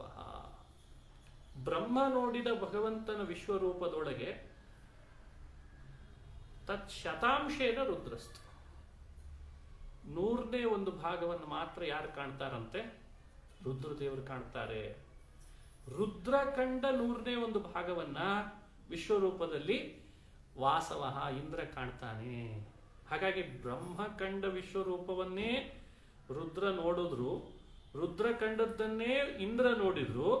ಶತಾಂಶೇನ ಅನ್ನೋ ಮಾತನ್ನು ನಾವು ನೆನಪಿಟ್ಕೊಳ್ಬೇಕಂತ. ತತ್ ಶತಾಂಶೇನ ರುದ್ರಸ್ತು ತತ್ ಶತಾಂಶೇನ ವಾಸವ ಅಂತ ಭಗವತ್ಪಾದರು. ಯಥಾ ಇಂದ್ರೇಣ ಪುರಾ ದೃಷ್ಟಂ ಅಪಶ್ಯತ್ ಸಹ ಅರ್ಜುನೋಪಿ ಸನ್ ತದ್ ಅನ್ಯೇ ಕ್ರಮಯೋಗೇನ ತತ್ ಶತಾಂಶಾಂಶ ದರ್ಶಿನಃ ಅಂತ ಭಗವತ್ಪಾದರು ಪ್ರಮಾಣವನ್ನು ಕೊಟ್ಟು ಇದನ್ನು ವ್ಯಾಖ್ಯಾನ ಮಾಡ್ತಾರೆ. ಇಂದ್ರ ವಿಶ್ವರೂಪವನ್ನು ಕಂಡಿದ್ದಾನೆ, ಇಲ್ಲ ಅಂತಲ್ಲ. ಅದೇ ಇಂದ್ರ ಯಥಾ ಇಂದ್ರೇಣ ಪುರಾ ದೃಷ್ಟಂ ಅಪಶ್ಯತ್ ಸಹ ಅರ್ಜುನೋಪಿ, ಅವನ ಅರ್ಜುನನಾದಾಗಲೂ ಆ ವಿಶ್ವರೂಪವನ್ನು ಕಂಡಿದ್ದಾನೆ. ಆದರೆ ಶಿವ ಕಂಡಷ್ಟು ಕಂಡಿದ್ದಾನೆ ಅಂತ ತಿಳ್ಕೊಳ್ಬಾರ್ದು, ಬ್ರಹ್ಮ ಕಂಡಷ್ಟು ಕಂಡಿದ್ದಾನೆ ಅಂತ ತಿಳ್ಕೊಳ್ಬಾರ್ದು. ಮತ್ತೆ ತತ್ ಶತಾಂಶೇನ ಅನ್ನೋ ಕ್ರಮದಿಂದ ಅವನನ್ನು ಇಟ್ಟುಕೊಳ್ಬೇಕು. ಇಂದ್ರ ಪದವಿಗಿಂತ ಕೆಳಗಿರೋರಿದ್ದಾರೆ ಕಕ್ಷೆಯಲ್ಲಿ, ಅವರು ಪುನಃ ಕ್ರಮಯೋಗೇನ ತತ್ ಶತಾಂಶಾಂಶ ದರ್ಶಿನಃ, ಇನ್ನೂ ಕಡಿಮೆ ಕಡಿಮೆ ಅಂಶವನ್ನೇ ಆ ವಿಶ್ವರೂಪವನ್ನು ಕಾಣ್ತಾರೆ ಅಂತ ವ್ಯಾಖ್ಯಾನ ಮಾಡಬೇಕು. ಹೀಗೆ ಪ್ರಮಾಣಕ್ಕನುಗುಣವಾಗಿ ಶ್ಲೋಕಗಳನ್ನು ವ್ಯಾಖ್ಯಾನಿಸ್ಕೊಳ್ರಿ ಅಂತ ಭಗವತ್ಪಾದರು ಹೇಳ್ತಾರೆ. ಬಹಳ ವಿಶೇಷ ವಿಷಯ ಇದು. ಆಮೇಲೆ ಕೃಷ್ಣ ಈ ರೂಪವನ್ನು ಯಾರಿಂದಲೂ ಸಾಮಾನ್ಯ ವ್ಯಕ್ತಿಗಳು ಏನೋ ತಪಸ್ಸು ಮಾಡಿ ಏನೋ ಯಜ್ಞ ಮಾಡಿ ಇದನ್ನ ನೋಡಿಬಿಡ್ತೀನಿ ಅಂದರೆ ನಾನೇನು ತೋರಿಸೋದಿಲ್ಲ, ಅವ್ರು ನೋಡುವ ಅರ್ಹತೆಯೂ ಪಡೆದಿಲ್ಲ ಅಂತಂತ. ನ ವೇದ ಯಜ್ಞಾಧ್ಯಯನೈರ್ನ ದಾನೈಃ ನ ಚಕ್ರಿಯಾಭಿಃ ನ ತಪೋಭಿರುಗ್ರೈಃ ಏವಂ ರೂಪಃ ಶಕ್ಯ ಅಹಂ ನೃಲೋಕೆ ದ್ರಷ್ಟುಂ ತ್ವದನ್ನೇನ ಕುರು ಪ್ರವೀರ. ವೇದವೋ ಯಜ್ಞವೋ ಅಧ್ಯಯನವೋ ದಾನವೋ ತಪಸ್ಸೋ ಏನು ಮಾಡಿದ್ರು ಇಂಥ ರೂಪ ನಂದನ್ನು ನೋಡಲಿಕ್ಕೆ ಮನುಷ್ಯ ಲೋಕದಲ್ಲಿ ಯಾರಿಂದಲೂ ಸಾಧ್ಯ ಇಲ್ಲ, ನೀನ್ ಅಂಥದ್ದನ್ನು ನೋಡಿದ್ದೀ ಅಂತಂತ. ಮಾತೆ ವ್ಯಥಾ ಮಾಚ ವಿಮೂಢ ಭಾವ ದೃಷ್ಟ್ವಾ ರೂಪಂ ಘೋರಮೀದೃಂಗ್ ಮಮೇದಂ. ಯಾಕೆ ವ್ಯಥೆ ಪಡ್ತಿದ್ದಿ? ಬೇಡ, ಬಿಟ್ಬಿಡು, ವ್ಯಥೆ ಪಡಬೇಡ, ಭಯ ಪಡಬೇಡ. ಈ ನನ್ನ ರೂಪ ನೋಡಿ ಭಯ ಪಡಬಾರ್ದು, ಭಯ ಹೋಗ್ಬೇಕು. ವ್ಯಪೇತಭಿ ಪ್ರೀತ ಮನಃ ಪುನಸ್ತ್ವಂ ತದೇವ ಮೇ ರೂಪಂ ಇದಂ ಪ್ರಪಶ್ಯ. ಭಯ ಬಿಡು, ಕಳವಳ ಬಿಡು, ಅದೇ ರೂಪ ತೋರಿಸ್ತೇನೆ ನೋಡು ಮತ್ತೆ ಅಂತ ಹೇಳಿ ಮತ್ತೆ ಪುನಃ ತನ್ನ ರೂಪ ತೋರಿಸಿದ್ನಂತೆ ಕೃಷ್ಣ. ತೋರಿಸಿದ ಕೃಷ್ಣ ಅಂತ ಗೀತೆಯಲ್ಲಿ ಬಂದದ್ದನ್ನ ಪುನಃ ಸಂಜೆ ಇದನ್ನು ಧೃತರಾಷ್ಟ್ರನಿಗೆ ಇದನ್ನು ಹೇಳಿದ್ನಂತೆ. ಹೀಗೆ ಕೃಷ್ಣ ಹೇಳ್ದ ಅರ್ಜುನನಿಗೆ ಅಂತ ಸಂಜೆ ಧೃತರಾಷ್ಟ್ರನಿಗೆ ಹೇಳ್ತಾನೆ. ಸಂಜೆ ಉವಾಚ ಇತ್ಯರ್ಜುನಂ ವಾಸುದೇವಸ್ತಥೋಕ್ತ್ವಾ ಸ್ವಕಂ ರೂಪಂ ದರ್ಶಯಾಮಾಸ ಭೂಯಃ ಆಶ್ವಾಸಯಾಮಾಸ ಚ ಭೀತಮೇನಂ ಭೂತ್ವಾ ಪುನಃ ಸೌಮ್ಯ ವಪುರ್ಮಹಾತ್ಮ. ಭಗವಂತ ಅವನಿಗೆ ತನ್ನ ನಿಜ ರೂಪವನ್ನು ತೋರಿಸಿ ಆಶ್ವಾಸನ ಮಾಡಿದ. ಒಂದನ್ನು ಅರ್ಥೈಸಿಕೊಳ್ಳೋಣ ಅಂತಾರೆ ಭಗವತ್ಪಾದರು ಹೇಳುವ ಮಾತು.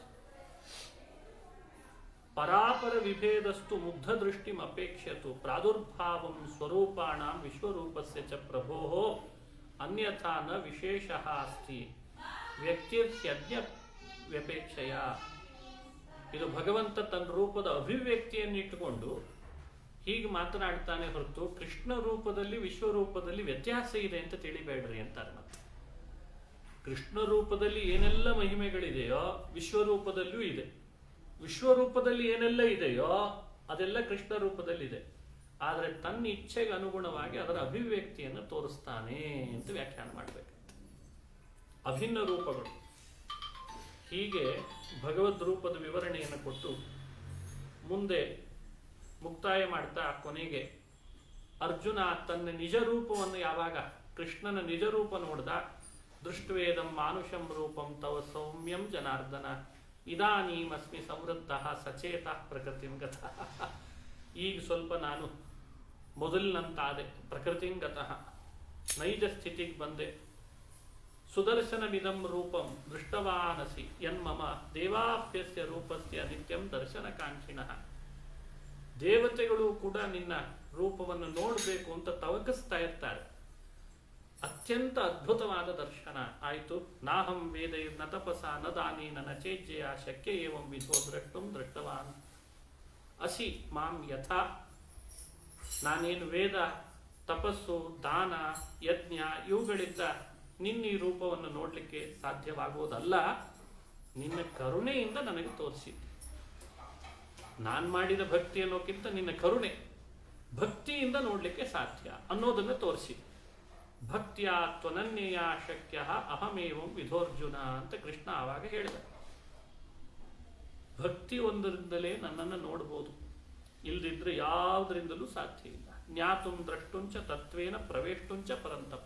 ದೇವರ ಬಗ್ಗೆ ತಿಳಿಯೋದು, ದೇವರನ್ನು ನೋಡೋದು ಎಲ್ಲವೂ ಕೂಡ ಅವನ ಸಾಯುಜ್ಯವನ್ನು ಪಡೆಯೋದು. ಪ್ರವೇಷ್ಟುಂ ಅಂದರೆ ಸಾಯುಜ್ಯ, ಮುಕ್ತಿ ಪಡೆಯೋದು. ಅದೆಲ್ಲ ಅವನಲ್ಲಿ ಮಾಡುವ ಭಕ್ತಿಯಿಂದಲೇ ಸಾಧ್ಯ. ಹಾಗಾಗಿ ಭಕ್ತಿನೇ ಸಾಧನ ಅಂತ ಹೇಳ್ತಾನೆ. ಮತ್ ಕರ್ಮಕೃತ್ ಮತ್ ಪರಮೋ ಮದ್ಭಕ್ತ ಸಂಗವರ್ಜಿತ ನಿರ್ವೈರ ಸರ್ವಭೂತೇಷು ಯಸ್ ಸಮಾಪ್ನೋ ಸಮಾಮೇತಿ ಪಾಂಡವ. ಕೃಷ್ಣನೇ ಹೇಳುವ ಮಾತು. ಮತ್ ಕರ್ಮಕೃತ್ ಮತ್ ಪರಮಃ, ನನ್ನ ಪ್ರೀತಿಗಾಗಿ ಕರ್ಮವನ್ನು ಆಚರಣೆ ಮಾಡು, ನನ್ನಲ್ಲಿಯೇ ಶ್ರದ್ಧೆಯನ್ನಿಡು, ನನ್ನಲ್ಲಿ ಭಕ್ತಿಯನ್ನು ಮಾಡು, ವಿಷಯಗಳ ಸಂಘವನ್ನು ಪರಿತ್ಯಜಿಸು, ನಿರ್ವೈರನಾಗಿ ಸಕಲ ಭೂತಗಳಲ್ಲಿಯೂ ನಿರ್ವೈರತೆಯನ್ನು ಪಡೆದು ನನ್ನನ್ನು ಆಶ್ರಯಿಸು ಅಂತ ಹೇಳಿ ಇತ ಶ್ರೀಮದ್ ಭಗವದ್ಗೀತಾಯ ಏಕಾದಶೋಧ್ಯಾಯ ಅಂತ 11ನೇ ಅಧ್ಯಾಯ ಇಲ್ಲಿಗೆ ಮುಕ್ತಾಯ ಆಗ್ತದೆ. ಯೋಗಶಾಸ್ತ್ರೇ ಬ್ರಹ್ಮವಿದ್ಯಾಯ ವಿಶ್ವರೂಪಯೋಗೋ ನಾಮ ಏಕಾದಶೋಧ್ಯಾಯ.